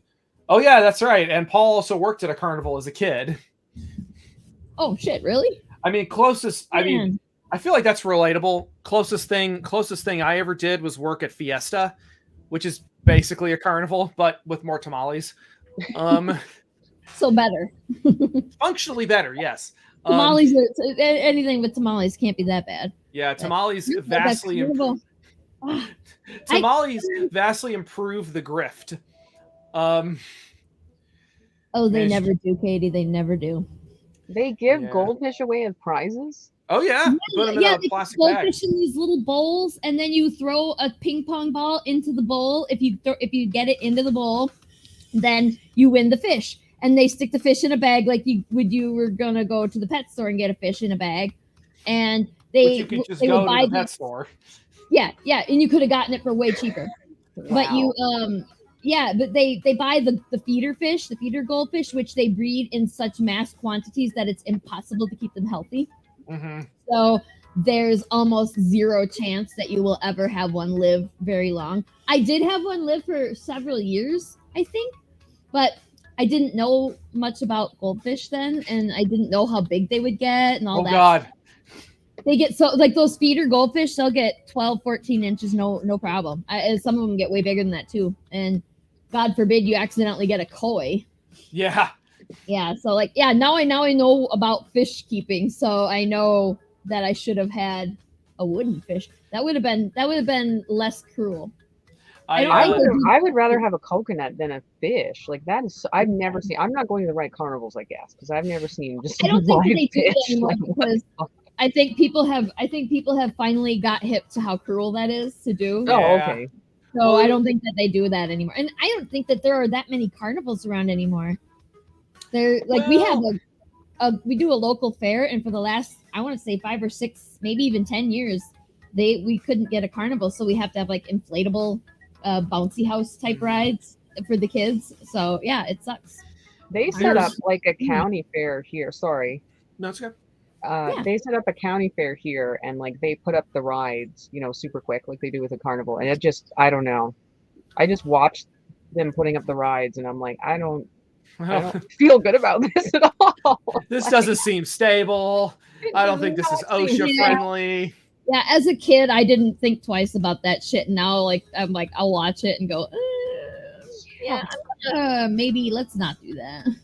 Caston's got a really good question there. Is the story in the book reflective of any experiences either of y'all have had in our life? If not, what inspired it? I mean, as Paul said, he worked a little bit at he worked at a carnival as a kid, so he's got a little bit to draw from. I mean, if Paul, if you want to just say stuff in the chat, I'll recount some stuff. I mean, any book like this, any undertaking like this is going to be reflective of your personal experiences. Especially because, we're just, you can't not put yourself in your work. I'm just trying to think of some specific examples. Paul personally identifies heavily with both Calliope and Sharon. Calliope being, yes, the actual Calliope, the muse of inspiration, frustrated artist and all that.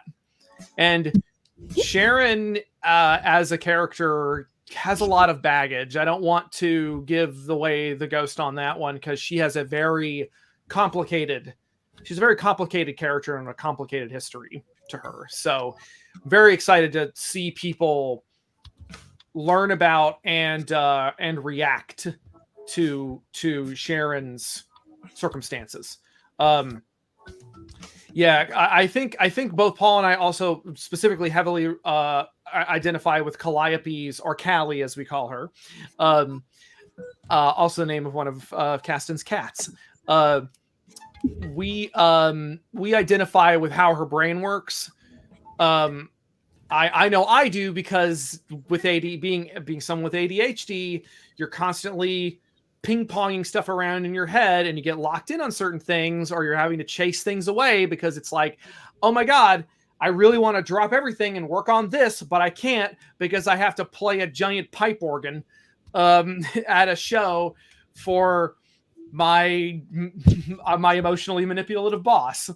I mean, Callie is like the personification of ADHD. Like, she is ADHD embodied. So very relatable, frustrated, creative, very relatable.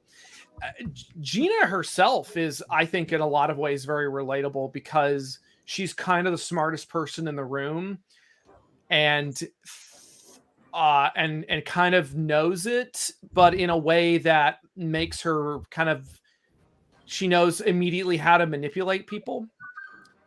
And so I think we've all found ourselves in situations where we are suddenly the dominant person in the room, and we can kind of direct the flow. You know, I think a lot of us find ourselves sometimes in that situation. I know I found myself in that situation sometimes, and you kind of have this grossness in the back of your head where, like, do these people actually think this is a good idea, or are they just doing it because I'm telling them to do it? So, Keston also asked, how does Medusa find the employees she has in her circus, or do they find her? Definitely a mix. Paul, do you want to chime in on that, and I will quote you? Now we sit quietly. Andrew asked, who's everyone's favorite character? We can answer that while Paul's typing. Who's everyone's favorite character in the book, and why? Matt, you should start. Okay. I figured I should be done talking for a minute, but yeah, I can answer that. No, you never stop talking, ever! I knew it. I knew it was going to come. I knew it would come to this. No, I would say Gina is probably the one who jumps to mind, simply because I love her design so much, and she presents all these really fun design opportunities, and just with her face and her expressions and her body language is a lot of fun. So she is the most fun to draw. Maurice is probably coming up, but quickly becoming my second favorite character, just because he's just a big, lovable, dumb lug. I also love getting to draw the monsters, the creatures. They're all fun in some capacity. Especially stuff that doesn't usually fall into my wheelhouse. I surprised myself with how much I enjoyed drawing Belinda, the wasp of Sussex. Paul says his favorite character is Arethusa, who we will meet in issue 2. Arethusa is going to be a really fun character. Paul also answered Caston's question, which is Medusa, or Gina, runs the only Mythic-owned business in the U.S., so they tend to find her. She's the only one who owns and operates a Mythic business. So she kind of becomes this just a beacon. You know, people just gravitate towards her. But do y'all have any favorite characters you've seen thus far? And my involvement with the book tends to be very at the very tail end, where I help with building the Kickstarter, and I do the graphic, the design that for the advertisements and stuff. So I have not even seen that many of the characters yet, and I immediately latched on, like you. I like Gina because of the way she, like, her look, her design. But yeah, I don't know. I mean, I think Sharon is a very interesting character too. So I don't know. I'll have to come back to that one. Oh, yeah, that's hard to pick. I really like Maurice. But I'm also really excited about the fairies. Who? Yes. Yeah, they're not in issue 1 a ton, but yeah. The Fae are so cool. I think that's a good quote. That's a good choice. And I had another one, but then it fell out of my head. Well, if you want to take a minute to think about it, Paul said that his second fave is probably Diane Oda. Diane is also Paul just created such fascinating backstories for all these characters, and Diane has a particularly fascinating one, especially for someone like me who is so mired in Japanese culture and Japanese history, especially Japanese American history, circa the 1960s. So there's a lot to unpack there. She only appears in a banner in #1, but she'll show up soon enough. And yes, Ginny Grinteeth is going to be a great character. Y'all are going to be gird your loins. His name's Chippy, right? Chippy. Yeah. Yeah. That's Chippy. this guy. Yeah. Paul's avatar here. Yeet. It's very small, but you can get the idea. But I know some backstory about him, some secret backstory that I can't tell anyone. So Chippy is a good boy. Chippy's origin will blow people's minds in season 2. Eyebrows. Yeah. Excited. Yeah, like I don't get to see this stuff all that much before like the world to see it. So like I was thinking going, I don't know what Chippy's backstory is. I don't know. And also that if it doesn't matter, if it doesn't pertain to my like the actual task that I have to do, then I'm just like, it's probably better if you don't tell me, because I'll just get that clogged up in my brain. Like I'm not a spoiler. I don't spoil, but I do get shit mixed up in my head, and then I fuck up my job. So don't tell me anything more than I need to know. To answer that question there, is there a succubus or incubus in your book? Yes, there is a succubus on page 3 of issue 1, as Paul points out. Susanna. I can't remember. Oh, is that her nickname? Sucky Suki? Which sounds weird to say out loud. Yeah, Susanna is another one of my favorites. She is a fucking trip, man. We came up with a lot of really good moments for her. She is so. That's right. Jen basically created her. Was the one who suggested her originally, and she's just a real wild card. I can't wait for people to meet Susanna. She's gonna have some of the best moments in the book, in my opinion. Caston's asking, without spoilers, was the ending predictable or surprising? Was everything wrapped up, or was the ending ambiguous? Are we talking about the end of issue 1? I think that's what she means. Yeah, because I mean, this is like a. What is Paul? What are you at? You're at like arc 6, volume 3, or something. Yeah, Paul asked number 1, number 6, or number 54. Given that this is a constantly evolving universe and a very dynamic universe, there's never really going to be an ending. I mean, there's always going to be an ebb and flow to stuff. Oh God, Paul says, I know all our major story beats up to issue 54. So there is a definitive ending, but it's going to be 54 issues. So no, issue 1 will not have a definitive ending. It will absolutely be like back issue 2 if you want to find out more. So, hey, I want to talk about, how we mentioned it in our sneak peek last week, and sneak peek last week rhymes. Peek last week, sneak peek last week. Okay. I can keep on track. I know topics. I am topics. I'm good. I am topics. We mentioned that there's, the big tagline for Medusa's circus is that there's 666 mythical beasts there, and I have the size chart it's blocked out for for no spoilies on the characters, but let's pull that up and talk about that for a little bit, because we didn't get to do that last week, and I wanted to talk about that. All right, pull it up. There you go. Yay! Bad boy. So you can kind of see which ones we're gonna see in issue 1 here. a little. Awesome. Yeah, these are a pretty solidly even mix of character designs between myself and Paul. And obviously a lot of these characters are not revealed, have not been properly revealed yet, but it gives you a pretty good idea of just a range of characters.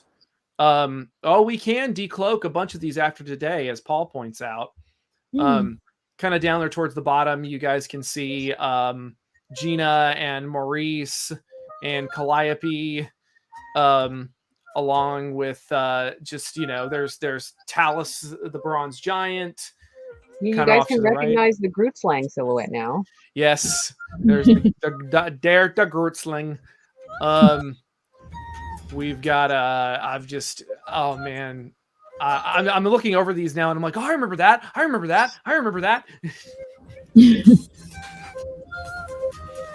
The one down on the bottom left kind of looks like Maleficent's silhouette. Bottom left?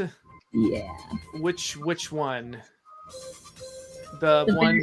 The very bottom left corner there. It looks. Oh. It's so small on my screen. Yeah.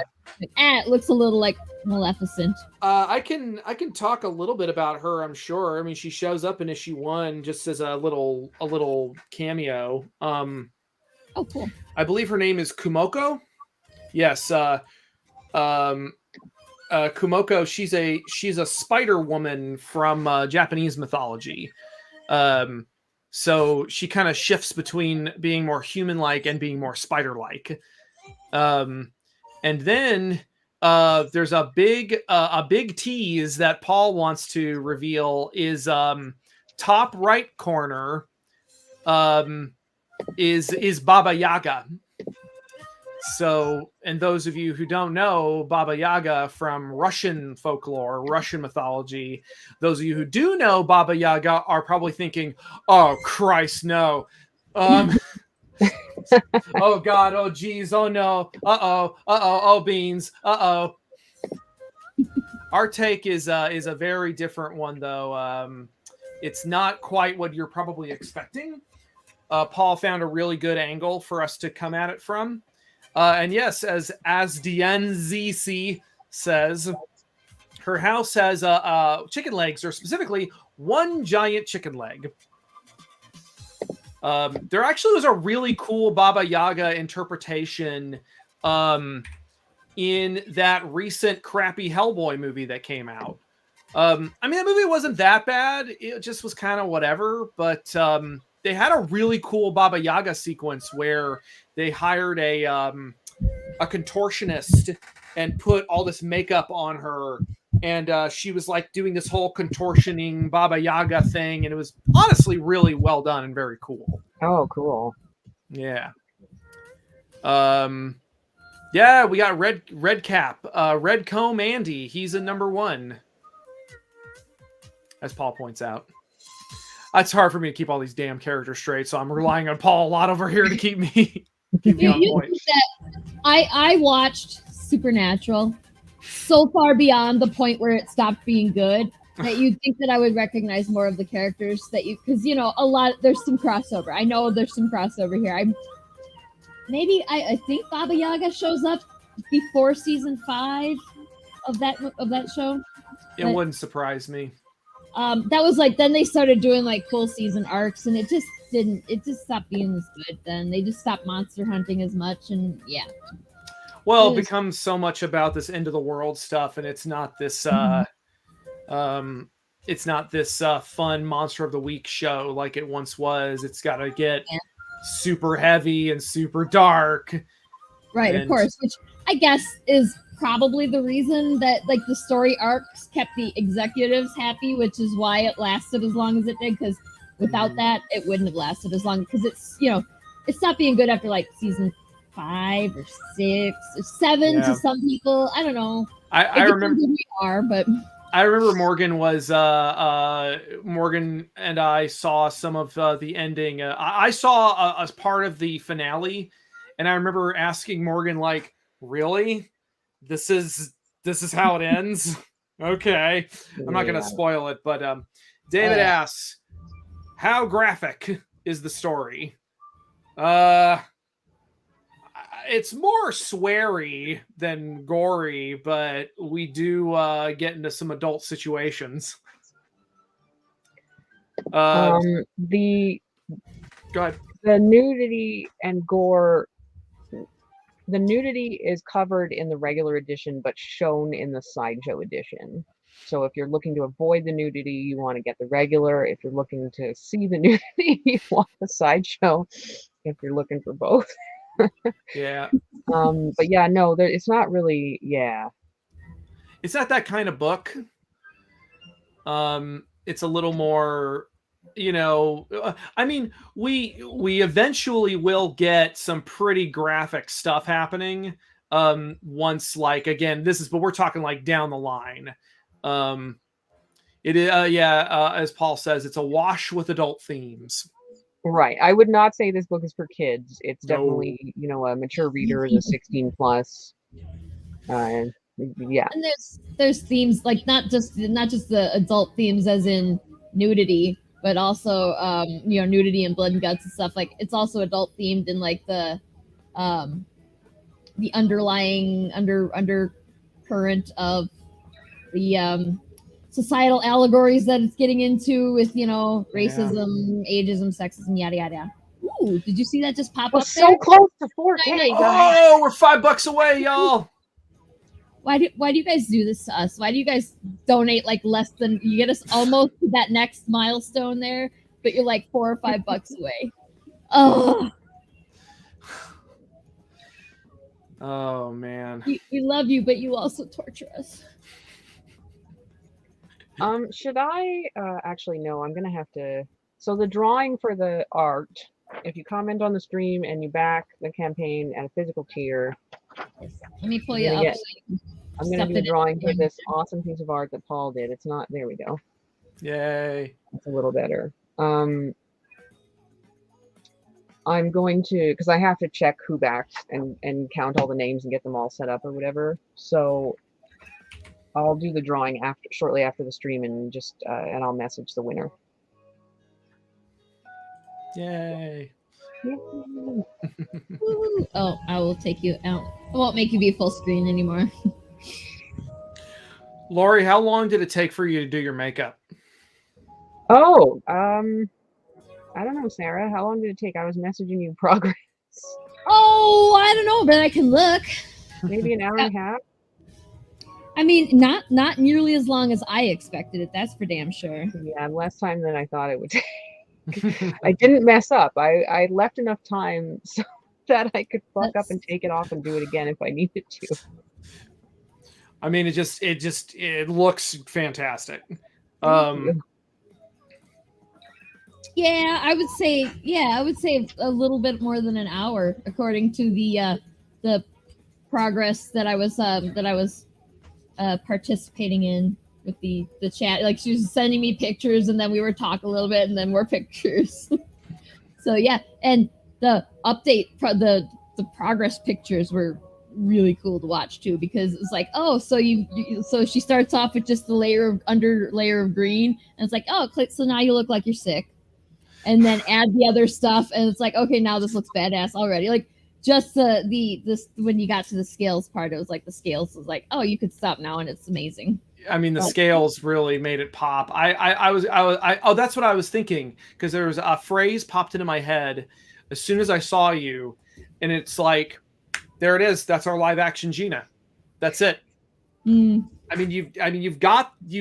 actually went back and like had to reinterpret how I draw Gina's face, because your face, Lori, wound up being, like, in a lot of ways, kind of the model I didn't realize I had in my head. So so now I'm just like, oh, okay, so there she is. So whoever will inevitably get the rights from us, there's your Gina right there.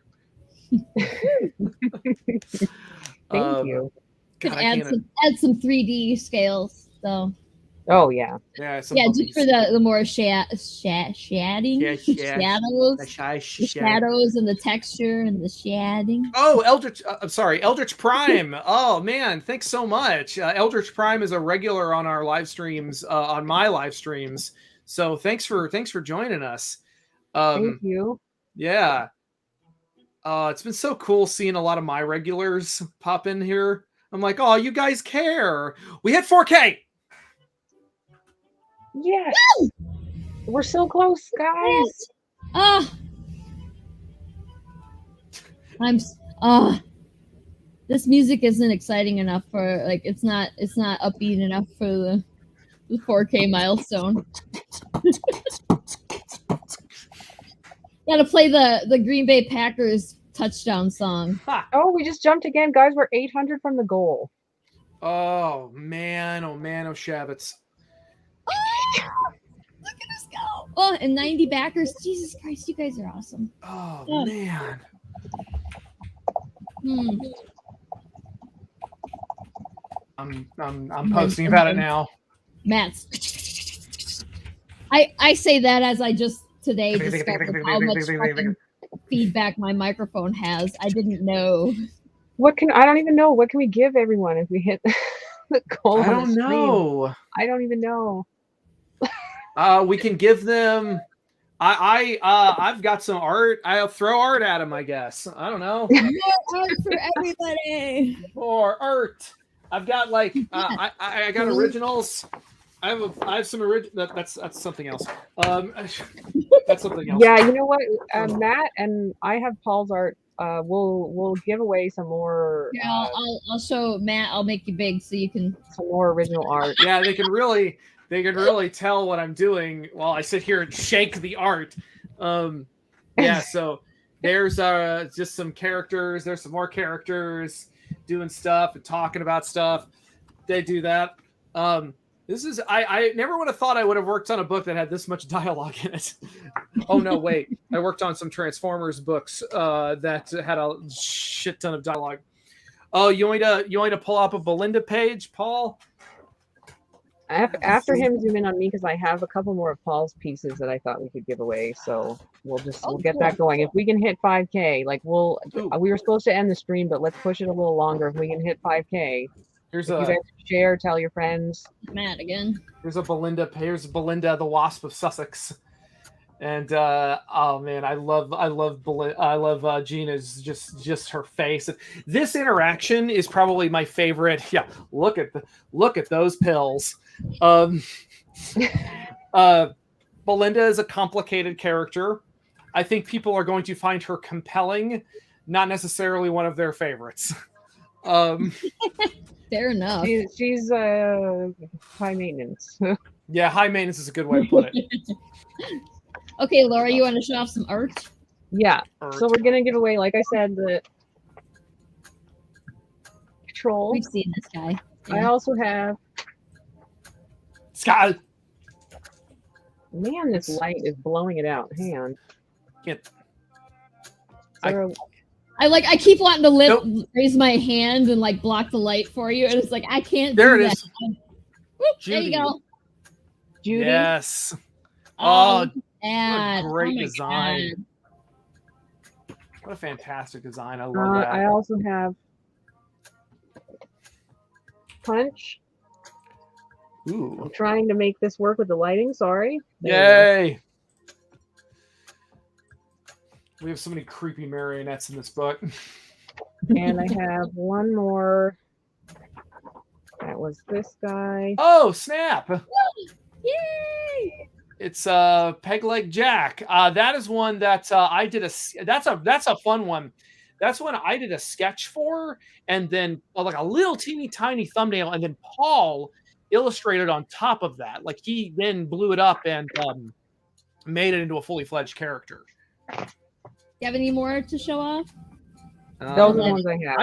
I've got some more stuff over here. Ooh, this is a good one. And again. This is another one with Belinda, and I did all the background or most of the backgrounds in this one. So we had I had a lot of fun with this because I got to do some interior design, and based on some conversations Paul and I had. Although this goes to show you what happens sometimes during deadlines where we were just like, I was just like, oh crap, what's the layout of this place again? And Paul's like, hold on, real quick, let me build you a trailer. And based on Jane Mansfield's house, so a lot of pink. But yeah, so I'm really proud of this one. That's a really fun one. I swear there's more stuff. I'm digging so far back. I'm getting into Redman pages. Oh, here's a good one. Here's one I love Gina's face in that panel. It's so good. So yeah, it's I'm really proud of how that sequence came out. Nice. Hey, look, it going up again. It going up again. You people, you back at Miss Medusa Monstrous Menagerie. Are you mocking me? No, I'm just excited. That's why I got excited, and then well, you have your ADHD ticks, and I have mine, and one of them is that when I get excited and I try to talk without thinking first, then everything comes out as one word. That is so extremely relatable. I thought you might understand. Lori knows too, but Lori is because she manages something like 90% of the creatives that Lori is managing to do the books are all like ADHD or something. So. I think it's 70%. Yeah, that checks out. I mean, love a lot you guys. What were we talking about yesterday with the ADHD? Like the window of time in which a deadline is within reach or within our sight. Mm-hmm.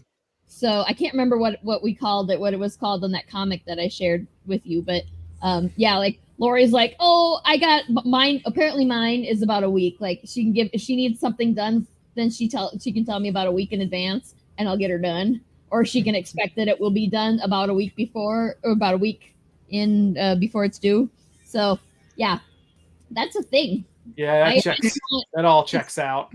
There's so much shit. Like, I mean, I've been diagnosed for like 9 years now, and there's still shit every day I learn. And I'm like, holy shit, that's an ADHD thing. I thought that was just me sucking. Oh. Like, I just suck at life, like, because it gets internalized after a while. You're like, I guess I'm just lazy, and I guess I'm not as smart as I thought I was, and stuff like that. Like, I'm not saying that I think that I'm, oh my god, brilliant or anything, but like, you get to an idea of your intelligence level as you grow up, and you believe yourself to be dumb after a while, because how could I was like, how could I suck like that? Okay. It is a totally normal thing, I've come to realize, because I did not get diagnosed with ADHD until last year. And I still get people to tell me like, oh, well, you don't really have ADHD, well, is it really ADHD though? Like, is it, what if you just worked harder? Like, yeah. I get that shit. In the throat. Oh my god, I've gotten that one so much. You just got to try harder. Why don't you try harder? Why don't you? As a kid, I got a lot of. She's so brilliant, but she just needs to apply herself. That shit. All the goddamn time. Right? Oh. I had a client recently accuse me of procrastinating, which is like, I don't think you understand how much I'm doing all the time. And as a result, there's this domino effect. Nice. So, no, see, it's so funny that Katie says that because it keeps jumping. It keeps jumping. So close, guys. It's so funny Katie says that because I was talking to a friend of mine recently. I talked to my friend of mine last year, just after I had been diagnosed. And I mentioned like, yeah, I just got diagnosed. And, it's this whole thing. It really opens up my eyes and stuff. And she's like, I thought you knew and were already medicated. Oh, wow. So I guess I'm like, oh, good. I've coped with it long enough. Oh, gosh. So 5 backers away. Yeah, Paul just pointed it out. 5 backers away from 100. woo! A video tutorial on how to make Miss Medusa's hat. Yes, both of you do that. But the hat and the makeup, both of you do that right now. Right now, like right now. Fuck the stream. Just go make videos. You handle this, Matt. I'll be right back. All right, so we're gonna talk about Godzilla for 40 minutes. I had a thought in my head and then it went away. Another ADHD. Oh, that's what it was. It was that we should save this ADHD talk because our next week's episode, next Monday, is our ADHD episode. So that's right. Yeah. What time is that Lori, again? It's 7:00 our time. Okay. Caston, make sure he's not late. I'm gonna be. It was supposed to be on the calendar. It's somewhere, like 9 calendars. Yeah, she told me a little bit ago that you were already on. Oh yeah, Katie is going to be joining us for that one too because Katie is she is suspecting. She suspects, and she's been trying to get a diagnosis, but she can't get in to see a doctor. She can't get in. Oh. So we're going to hear a little bit of insight on the UK mental health. Oh, I'm sure it's just it's certainly COVID too. I'm sure because like as hard as it was to get any appointments before, like as long as you had to wait, then COVID ground everything to a halt. So if it's not life threatening, you're probably not going to get it until this pandemic is done. Yeah. So yeah, Katie's going to be on. I don't know if Eric is going to be on because Eric just recently got a diagnosis for himself, and Matt and me and we're just gonna talk about ADHD and like our follow the shiny objects for an hour and a half. Like that's what we're gonna do. Yeah, we'll stay on topic the whole time. I'm sure. But actually, this is one of the ones we probably will. Yes, Eldritch Prime. That's very kind of you to say. I really appreciate that. I work really hard. Thank you for saying as much. He works so hard. It's stupid. Like, didn't you like earlier on in the stream? You mentioned you were working during your supposed downtime. Like, oh yeah. I tried to take a little downtime over the weekend, and I was just like, "Hey, it's not going to happen." But I managed to get a surprising amount of work done while also balancing having some fun and getting to relax a little bit. So that was nice. But now this week is just going to be like, it's going to be balls to the wall. Like it's going to be, are these going to be 12-hour days? Cool. No doubt. While we were talking, I did manage to get 2 more pages done on my end for Eisenberg. So that's good. Excellent. That's awesome. Yeah. Yes. I'm very excited about this book too. For anyone watching the Kickstarter, we're just 600 or so short from the goal. We still have the original art that Paul did for the standee, the original art for the cover. That's Matt's art. We have some Hall sketch covers left. And as you saw, like Paul's art on these is like it's so good. Like he can do all kinds of creatures, whatever. Yeah, he's ready to do some cool sketch covers. And you will get the sketch covers from me eventually. You will get them. It's just a matter of how patient are you. When I goddamn well feel like it. Lori, I wanted to ask if you do a tutorial on how you did your snake makeup, are you going to show the same snake up tutorial? Nice. But are you gonna show like that picture that you showed me, the second photograph? Like I want to know how you're gonna pull that one off because yeah I'm gonna maybe a slightly more aesthetically pleasing one, but yeah, to do the scales I have to just put a fishnet over my head, so nice. I look pretty terrible. It's pretty great. I love it. So good. Looks like the world's worst bank robbery right then. Yeah. It And was the one I sent Sarah, like I didn't have a lot of time, so I just threw stockings over my head, and like the leg of the stocking was on my nose, so I looked like Snuffleupagus or something, like fishnet Yeah. Snuffleupagus. It's yeah. Yep, it was good. I'm It was gonna good. look better than that for the tutorial. Yeah, I'm down to do tutorials if we what was that, the 5,000 was to make the goal? That was I think they just meant in general, but yeah. just in general. Yeah, because I'll do it anyway. Yeah, that's fine. Then Yeah, I'll just have do it two for fun. hats. What will I do with my second hat?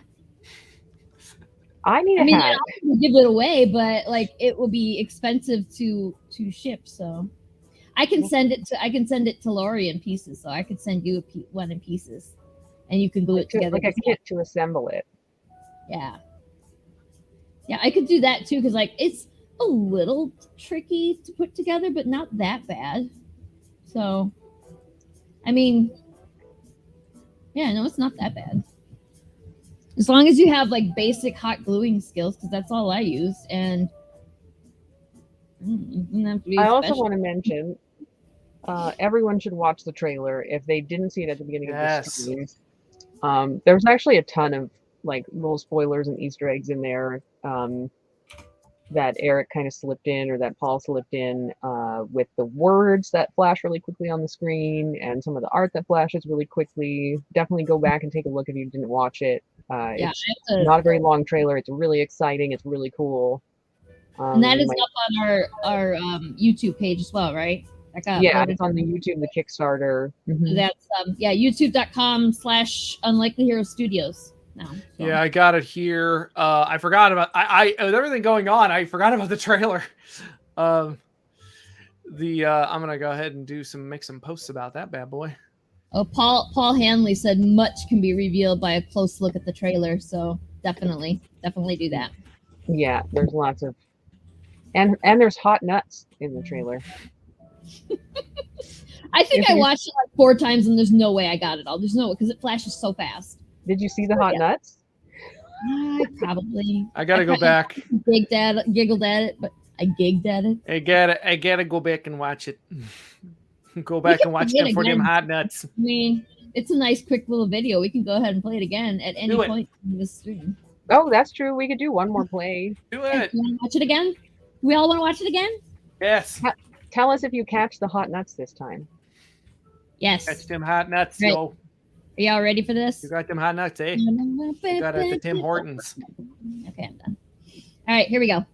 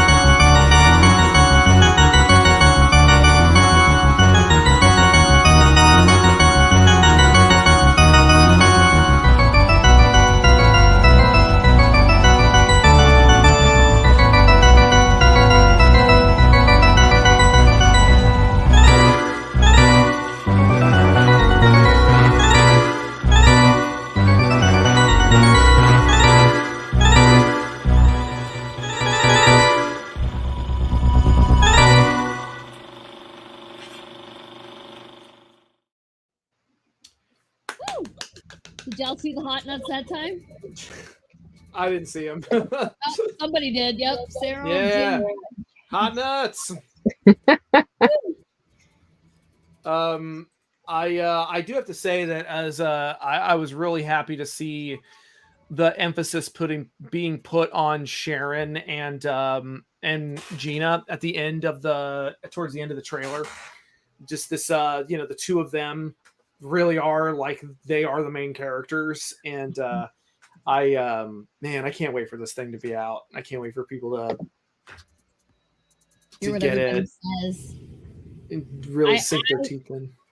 I feel so sure that everybody's going to love it, but yet I'm like sitting here going, oh, I hope everybody loves it. I'm so excited for everybody to see it. We're at 99 backers, and a snake ain't one. Whoa. Okay, there it is. Come on. So close, we're getting so close. I'm hungry. I want to get to our goal so I can eat. Yeah, I'm starving. We might just have to call it, but we're so close, guys. We're so close. So close. We're so close. I just realized, like, where I'm living right now is bullshit. I have to move my car every day because you can't just have a car up an apartment with a parking space here. Apparently, you have to buy a parking space for like $50 a month, and I was like, "Fuck that! I'll just park on the street and move my car every day." But like not like the reality of it is I gotta fucking move my car every day. Yeah, it's funny how that shakes out. Right. So like I got at some point I'm going to have to go out, and like it's already dark now, so it's too late to watch out for the creepers. But I probably should have done that before the stream. Now that I'm thinking about it, that would have been the thing to do. Well, we think we hit 100, didn't we? We definitely hit 100. Woo! That's friggin' tastic. Oh. Hey, Paul Henson's back. Hi, Paul. Thank you, Eldritch. Yeah, I'm sure my followers. I'm sure I'm losing followers on Twitter right now because they're like, "Oh my god, shut up! You're stupid about your stupid Kickstarter with your dumb snake broad." That was the stuff that like Lori. You used to do that with Zach all the time after you'd launch. Message back and forth, not on public, but like back and forth, be like, "Oh my god, it's at 300! Oh my god, it's at 1,000! Oh my god!" Yeah, we just have a group chat and we message each other whenever we saw the number go up. It's fun to get everyone hyped up. I remember doing that too as well, but yeah, with you, because I didn't know Zach that well at the time. I probably never did get to know him all that well, but yeah, like it's I'm distracted. Like Paul just wrote something that he said. Paul Hamley said I'd be down with a second shorter stream tonight later. So if y'all, I don't know if Matt and Lori, if you guys are down with that, but if you everybody who's watching, I don't know. You guys tell us in the comments if you'd be down for a second mini stream. I also don't want to step on Morgan's toes because Morgan's live stream happens tonight as well. Morgan Iverson. So we'd have to wait until after his is done, which I don't know when it starts. Unless everybody who's watching now is like people who will come back and watch us that weren't going to watch Morgan anyway, then I guess that's fine too.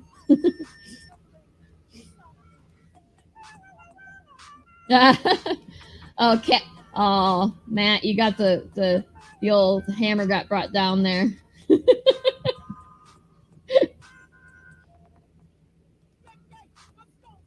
Are you muted? Matt is muted. Matt is muted. Matt, we can't hear you. Sorry, I muted myself because I was eating a giant fistful of cheddar bunnies. And I didn't want to be like,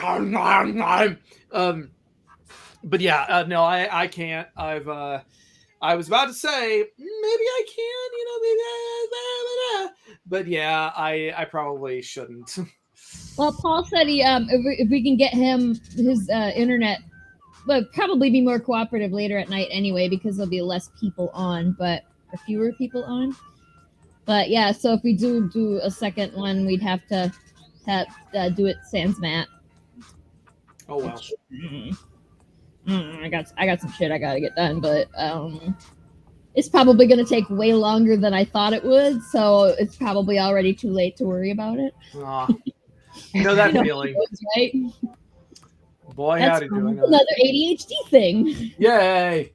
Well, we can wrap up and let everyone eat, like the audience members and us eat. Maybe we can do a second like bonus stream if we hit goal before like. Well, I don't know who's got the latest time. Actually, I think everybody's in my time zone except for you, Lori, and you're behind me. So, like, if we get it before like 9 o'clock tonight, maybe we can pop on to do a second little thank you, everybody. If we get our goal, how's that sound? Like a mini stream or something. Yeah. It is. I'm double checking our numbers. We're at 101, and it's there it goes right now. just went up. Whoa, 102. We're 500 away. Ah, So close. I know we're almost there. oh yeah. We're almost to the point where it doesn't like the trying to do a second stream is like no, doesn't even matter. Oh my god, I'm not just need it. So close, but so hungry. That's right. Yeah, boy howdy. If that isn't, that just sounds like something. That sounds like something that I'm sure someone in this chat has said during sex. So close, but so hungry. Demonetized. We were already demonetized. So Yeah, I was gonna say. we put get fucked thanks on the screen there. Yeah. So yeah, we were definitely. Oh, did Nice. Paul Henson? Did you see the Get Fucked shirt? Because we should show him. I think he might have been gone when we Oh, showed did you that. miss that? Oh no, we can put that up again. No, Put it worries. up. I want to show that one more time. This is gonna be a stretch goal, guys. Yeah, that's if you gonna want be that unlocked. I don't shirt. remember when it's unlocked, but I'm sure we'll unlock it. This is my favorite shirt of all time. I know you all want one. I am gonna definitely need to share that myself later and be like, okay, listen. Do you want this shirt? Do you want it? Give us money. We don't need this. It doesn't. The book doesn't even matter. Just this shirt. No, I'm kidding. But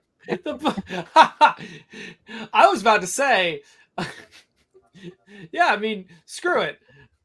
I'll make that shirt. Give me money. Oh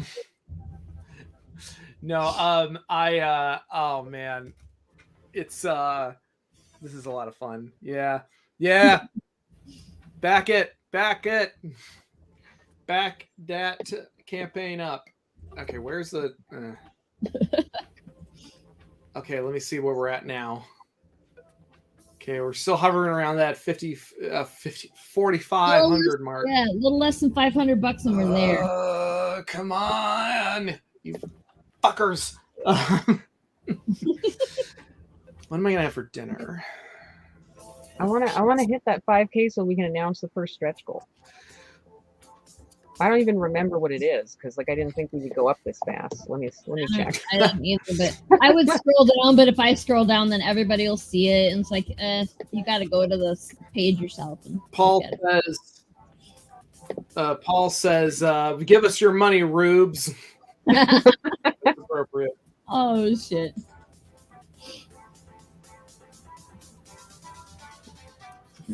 I got some chicken patties in the freezer. I was thinking that I'll have those for supper. Yeah. Breakfast of champions, lunch and dinner. Normally I actually make like nice meals, but the boyfriend isn't here tonight, so I'm like, we're just gonna skip that because I don't feel like it. Let me real quick before we close it. Do we have the 3 postcards that are part of the campaign somewhere as an image? No, but we can. Or maybe we do. I don't know. I gotta go look. The easiest way will probably be to just grab the image right off the campaign. I just want to show these real quick. Yeah, good call. I'll just scroll. How's that sound? Because the first, the first stretch goal is actually going to be a 4th postcard added to this set of 3. They're like vintage postcards that Paul designed with his background. Postcards. Yes. If you open it in a new tab, it'll be bigger. Ah, son of a bitch! I gotta. Yeah. Shit. Ah! Okay, hang on. I ruined it all. I'm sorry. Yeah, you did. There you go. Can I make it bigger? Like that's as big as I can make it, but that's fine. So there will be a 4th for the first stretch goal. which is 6,500. There will be a 4th postcard added to this really cool vintage postcard set. These will be usable postcards, as you can see in the bottom right there. There you have the place stamp and place you can write on them. Yeah, they're pretty Yeah. nice. They're pretty So- cool. I'm really excited about that. Oh man. And Yeah. oh yeah, Paul pointed out, and the stretch goal postcard is Halloween themed. Ooh. That's awesome. I just want all this stuff. Right? Like, as a big fan of stuff, oh man, We have created some pretty excellent stuff. I do like stuff. Oh, every Right. time I start drawing, like the last hot brass, I just started drawing the cat because I wanted to draw the cat, and then Lori's like, "Oh, we should make that a sticker." And now every time I'm like, "Oh, now I got to do a good job just in case Lori makes it a sticker," because she said the same thing about when I showed the half-ass Medusa to her when it was like a quarter done. I actually don't know. Paul can answer or not.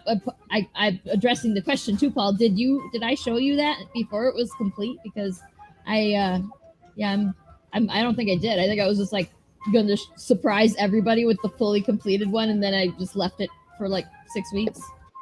Because that's how I roll. Let's put that. I enjoy both stuff and things as well. Oh shit! Are we there? Are we there? I'm putting it back up. Almost. 4750. It's so close. So It close, should but be. so It should hungry. be higher than that. It should go up again. Yeah, I Yeah. am periodically refreshing. I don't want to make people stay on the stream this long, but we're so fucking close. Well, I and know. watching, are you guys bored yet? Because Like, there's still lots of people watching, and I'm just like, are y'all bored? Because What are our numbers right now? well, we got 16 people watching, but that's only the people that like sign in to their account. Ah, Like that's what it doesn't show me how many people are actually watching. It Yeah. says that it does, but it doesn't. I learned that because I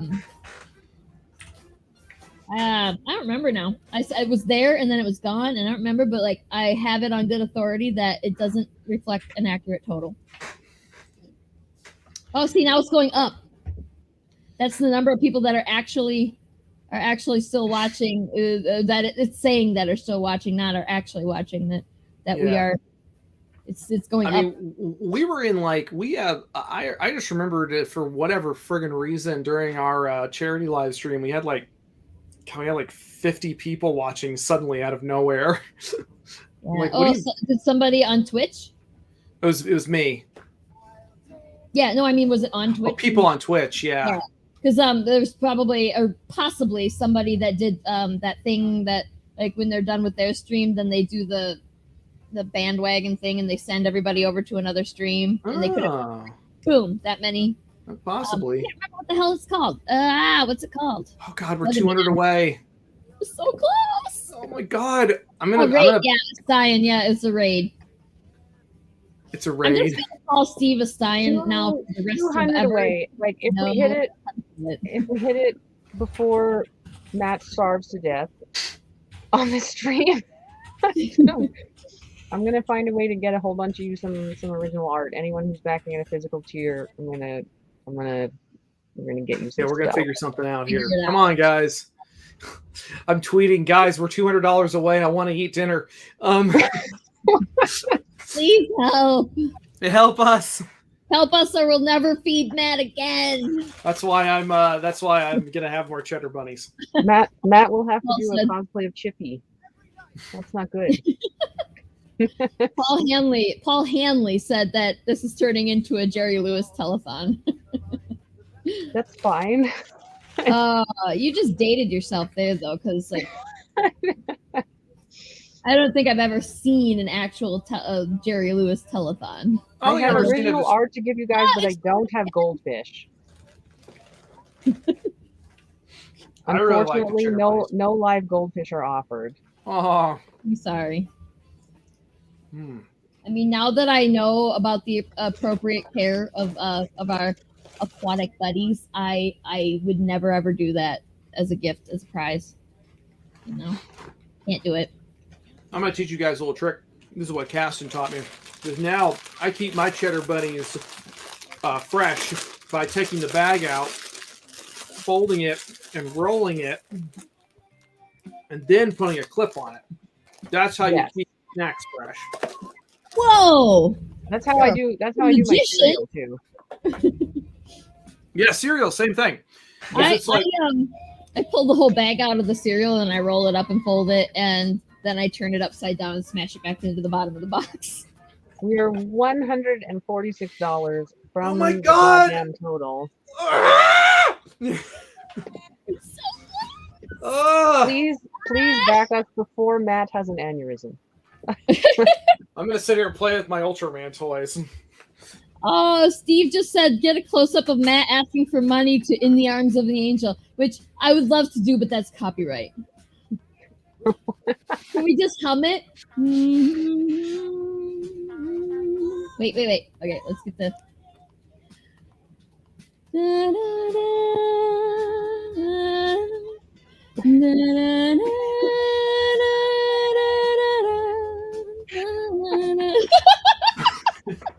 I can't do it anymore. With the slow zoom. Yeah, it's the slow zoom is what makes it. But wait, what did Oh, sorry, I'm bringing it back. Sorry. Okay, I wanted to see what he It's said. very distracting. Mostly had it. The first time I saw the original sketch of this project, I got the 7 Faces of Dr. Lau meets American Horror Story Freak Show. Like I can see there will be no shortage of monsters in this. Man, the 7 Faces of Dr. Lau, that's a fucking deep cut. I deeply appreciate that. Mark said cereal should be in the Ziploc bag, which should. I agree. Absolutely. Oh, ew, Katie. We're so bad at sealing cereal again that Mom poured her cereal out and a huge house spider fell out into the bowl. Ah! First of all, nightmares. And also, I think that's not so much a bad cereal sealing as it is when's the last time did you eat that cereal? Because holy shit. Yeah. Spiders setting up house in your cereal? Yeah, you definitely need to get some clothespins for your cereal, though. Yeah. So this is a really good question. We're Yeah. kind of thinking about, we've had a few ideas, so we'd love your opinions. We'd love you guys to chime in. We thought about tarot cards because that would really suit the series. We've thought about a set of playing cards or trick playing cards. But trading cards is also a suggestion. So like if you guys would prefer any of those, let us know in the comments, because I want to make some kind of collectible set of card-like objects. But I absolutely love the idea of the tarot cards. mhm. I mean, in the playing cards too, like a deck of playing cards. But I would never be able to use them. I would just like take them out and look at them sometimes, and never play euchre with them. Paul said that while he likes American Horror Show Freak Show, they flunk the Carney test for having an unconvincing carnival, which now we know. And Paul suggested we should do a Carney and Circus Films / TV show review live stream, only if we do roustabout and yell at Elvis Presley for an hour and a half. Yeah, fucking movie. Oh. Pokemon cards. Yeah, catch all 666 monsters. I love that. There's so many types of cards we could do for this, guys. We might have to do more than one type of card.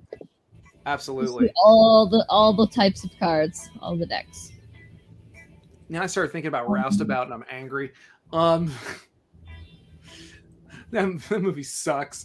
Lots of votes for tarot cards though, so Paul. Yeah. I know Paul's excited about those, so that was a Absolutely. big call. Yeah.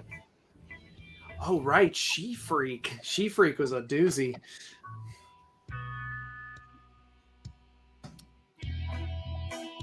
All right, where are we at? It just What? Oh my god! Oh my god! I'm up. What? No, don't. Oh shit! Are you fucking serious? What happened? Bring it back. Oh shit! Bring it back. Where's the 900? Make it do the thing. I've got it over here. No way. Oh, there it is. There it is, okay. Ah! Oh Jesus! I panicked. I was like, no, somebody backed out. Why? $71. So yeah, I was about to say somebody give us $71. So close. We're so close. Go. The fuck was that? It's my Glenn Quagmire. My go. It made me. There's a movie that. It's an Adam Sandler from the Billy Madison where the kid pissed his pants, and he showed Adam Sandler's character, and he's like, "Whatever's wrong, it can't be that bad. Go." Whatever's wrong, it can't be that bad. Go. Yeah. We should, whoever brings us over 5K, we should ship them a coconut. I feel like that would Where can you get a coconut this time of year? My grocery store doesn't have any. I looked. The lame. Oh, we just hit it. Oh man, 5,000 exactly. Booyakasha. Yeah. All right. Fuck all of you. I'm gonna go eat.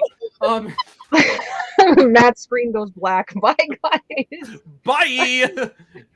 All right, guys. I'm going to write down everyone's name who commented on the live stream. I'm going to get you all down. I'm going to try to give as many of you as possible.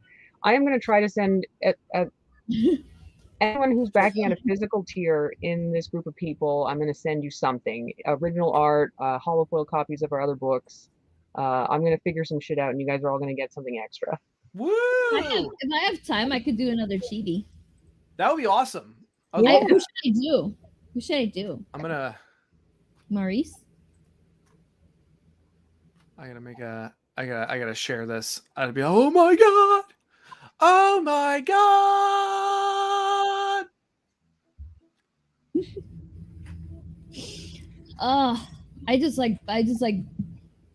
I blew my load there. I blew my wad there, and I'm like all tired. Yep. Now. How long? I screamed a little, and now I'm like, my throat. How long was that? Was that how many hours? Was 2 hours and 50 minutes. So yeah. Wow. In under 3 hours. We did it. We did it. We just did. Just did it. Oh my god. Okay, I need a cigarette. Who's like who hung in there for the whole time. Thank you guys. Yes, thank you guys so much. Thank you, everybody. Thank you, everybody. That was tell your friends about it. We're gonna get these stretch goals announced, and I'm gonna get them up. We get the new postcards. Of course, that shirt's coming up too. Very excited about it. Oh yeah. Oh man. And we can probably close this and go and let everyone go eat, and we can go eat. And I want to go home. Yeah. Yes. Well, it was a good ride while it lasted, kids. Matt's practically going to be another co-host for us again, because this is like the third one in a row. You're going to be like next week. You're on too. It's like you guys are going to get sick of Matt. Sicker of Matt than you are of me. Impossible. Because I'm on every stream. People will be sick of me the same way my family is. No. just kind of trail off. I just took a drink. What is it? How did my nose? Oh no! Get back to work. What's the Okay, I got it. What does Homer Simpson say? Well, it's a good ride while it lasted, kids. Let's go home. We are home. That was fast. Don't panic. I reloaded the page and it went back down, but it'll go back up there. Oh, we're up to 5020. 50-20. Okay, this is gonna go on forever. Thank you guys. Okay. Yeah, we can't sit and watch it. We can't. UHStudios.com/Kickstarter. Now there's more people Tell watching your than there friends. was before.